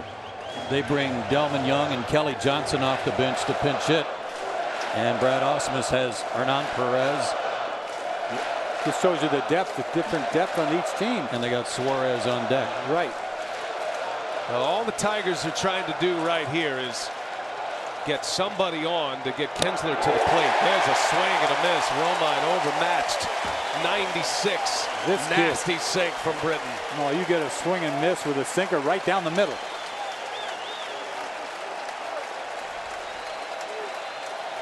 So all this kid has to do is throw one pitch. He's got Romine in a 1-2 count. Romine had a couple of hits last night. And down he goes. Zips it in. 97. 2 up, 2 down for Britton. This place is going to go crazy. It already is crazy, but you see back-to-back swing and misses with a sinker ball. This ball's out of the zone. Not even close. What life. Great movement. Can't help but think about our interview with Jim Presley earlier in the game. In the 4th inning, the hitting coach of the Orioles said, I don't think 5 runs is going to win this game. Said it wasn't enough. Orioles have a 7-6 lead. 1 out to go to take a 2-0 advantage. The series will head to Detroit. Tigers fans will get their chance to be heard on Sunday. Eugenio Suarez trying to get Kinsler to the plate here in this 9th inning.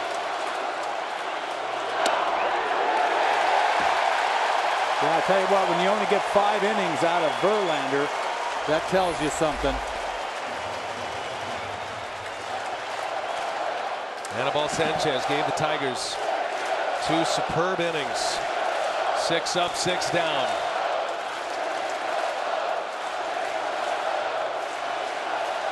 Suarez, a swing and a foul tip. No balls, 2 strikes. Boy, I tell you, this is when comebacks were comebacks. This doesn't happen very often.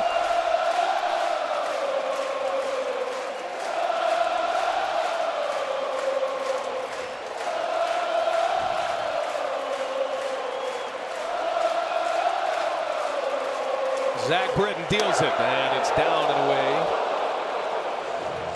Game 3 starter for the Tigers, who's carrying a lot on his shoulders, David Price. That's why they made the trade for him to pitch in big games, and he's going to have one Sunday.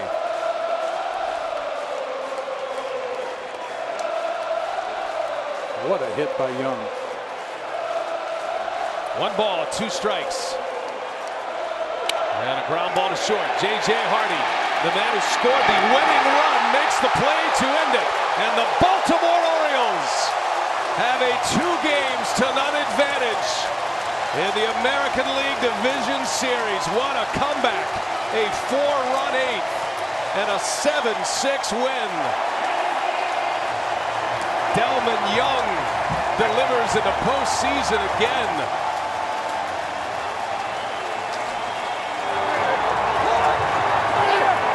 You just don't see that. I mean, it just doesn't happen.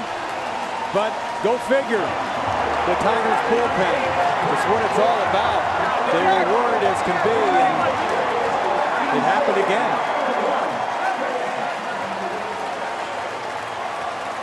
48,000 back-to-back nights. Gut-wrenching loss for the Detroit Tigers. They had it. 6 outs to go. Buck Showalter's Birds are flying high in Baltimore. This series moves to Detroit. We'll take a break. We'll be coming back on the other side.